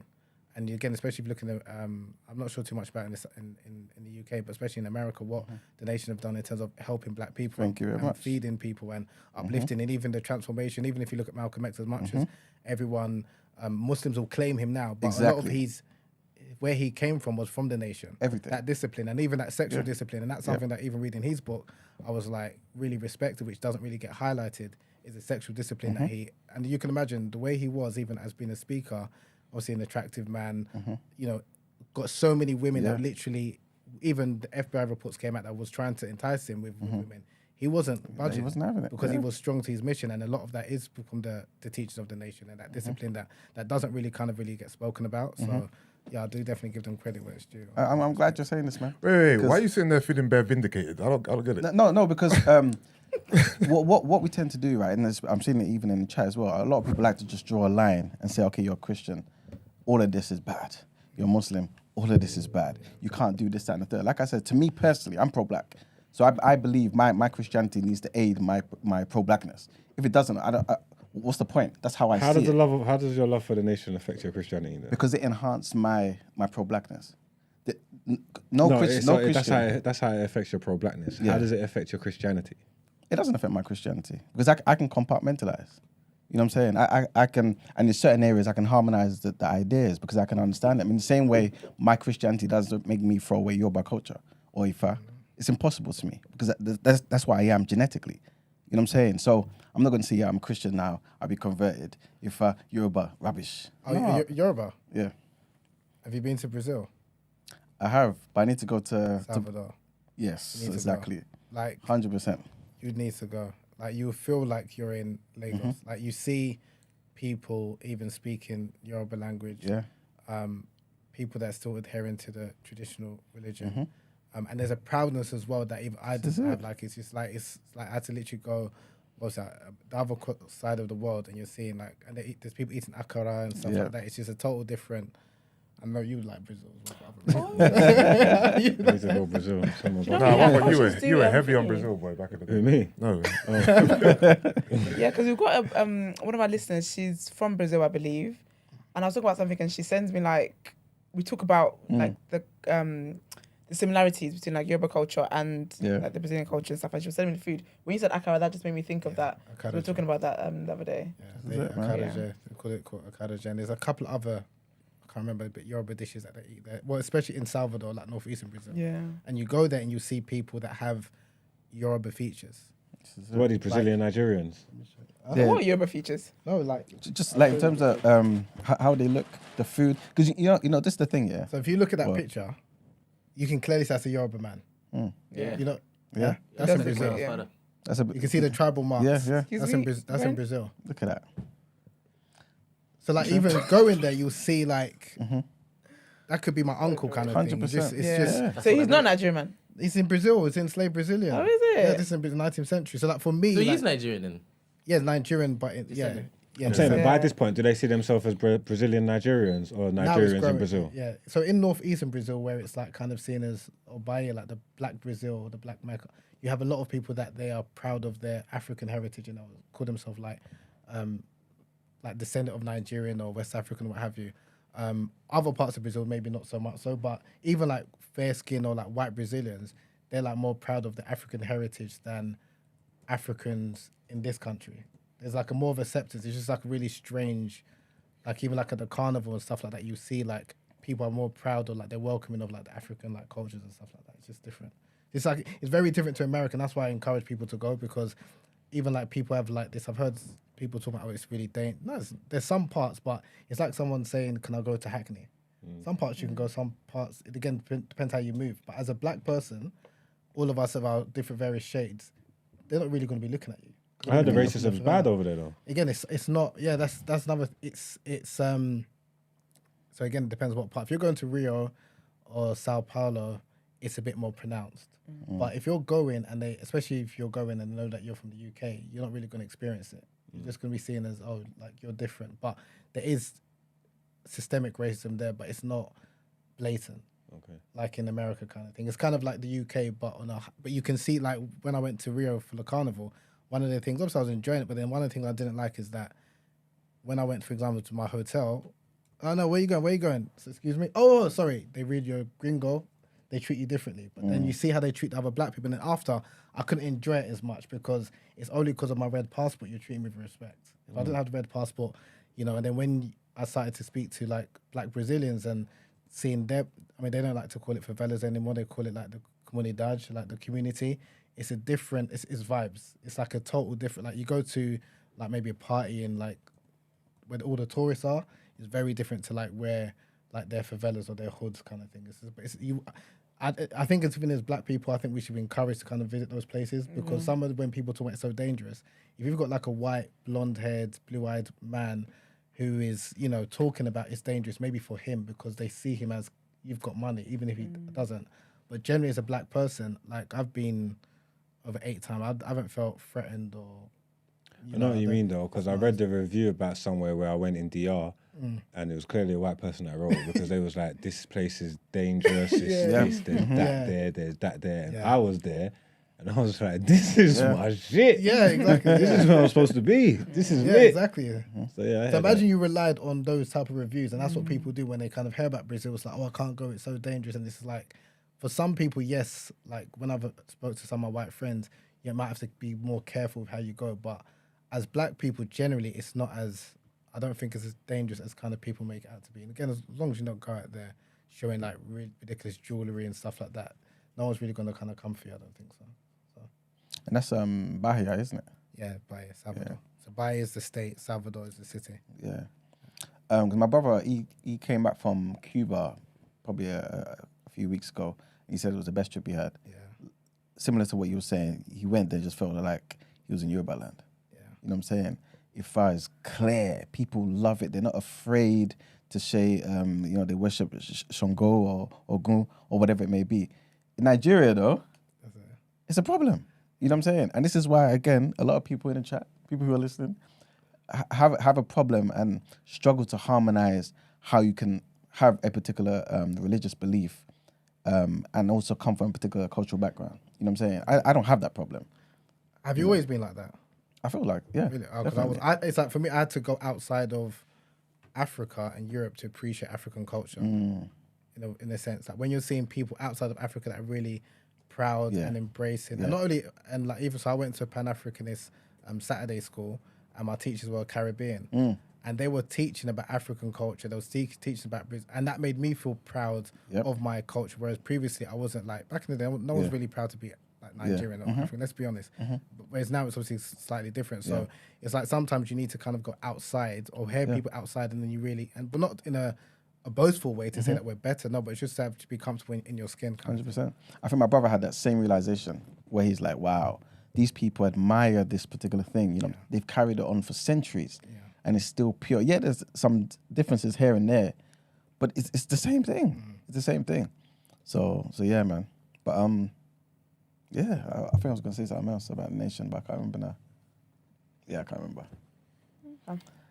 Yeah, it's been a great conversation to have with you. So if anyone wanted to learn, you know, what would your go-to tool be for them? Like, which of your books would you suggest if they wanted to learn how to pleasure women more or better, shall we say? Yeah, so either Kunyaza or Women of Desire. So Women of Desire is my latest book. So probably Women of Desire or Kunyaza is probably the go-to. And where can they get your books from? Amazon. Lovely. Nice. Well, to be fair, we do ask our guests to tell us one thing. Yeah.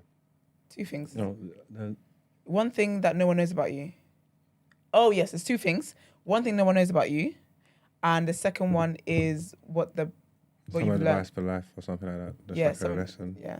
And what's the second one, sorry? Just like any like life advice you can give to someone, or like a lesson, something poignant you think you've learned throughout your life. Okay, well, the first point, if no one, well, not many people know, maybe I don't know. I stabbed myself in the foot when I was like 10. What were you doing? I was raking forks, and like an idiot, I punched it right into my. Yeah, so that's something. Yikes. That's a lot. Definitely sounds Yeah, like it hurts. life advice: encourage people to travel. That's something I wish I did earlier. To travel, not to be afraid of going outside your comfort zone. Yeah. Even different parts of London. To travel you meet different people. You explore your mind. Yeah, just don't be afraid to travel, even if you're going to travel by yourself. Again, obviously, make sure you take the necessary precautions and do research. But a lot of people aren't as scary as probably it's made out to be, kind of thing. Yeah. So I definitely. I'm going Brazil still. Yeah, definitely travel. It's on my bucket list. It's definitely happening. Yeah. Lovely. I was going to ask as well, your books are available to purchase where, please? Amazon. Amazon's probably the best place. Amazon. Lovely. And can you let them know your social media handles as well so they can check you my out? name's spelled with 2 E's, not an I. And the reason why I'm emphasizing that, I'm getting some. Should I say this? What, catfishes? No. So there's a. So I spelled my name Habeeb with 2 E's, Habeeb. There's a site called Habeeb, spelled with an I. Yeah. 'Cause I get a number of messages, like some women sending some inappropriate messages, whatever. And I was wondering, okay, where's this from? And they said, okay, can you put this up on your website? And I was like, what do you mean my website? So there's a website. So I did some research. There's a website called the Habeeb Show, which is an amateur corn site of black people in the US. So that's why. So I'm not that Habeeb, but yeah. So just I'm Habeeb, is spelled with 2 E's, Habeeb _ Akande, Akande. Lovely. Thank you so much for joining us. This has been a really, really good conversation. We appreciate you for coming. All right. Well, for coming by.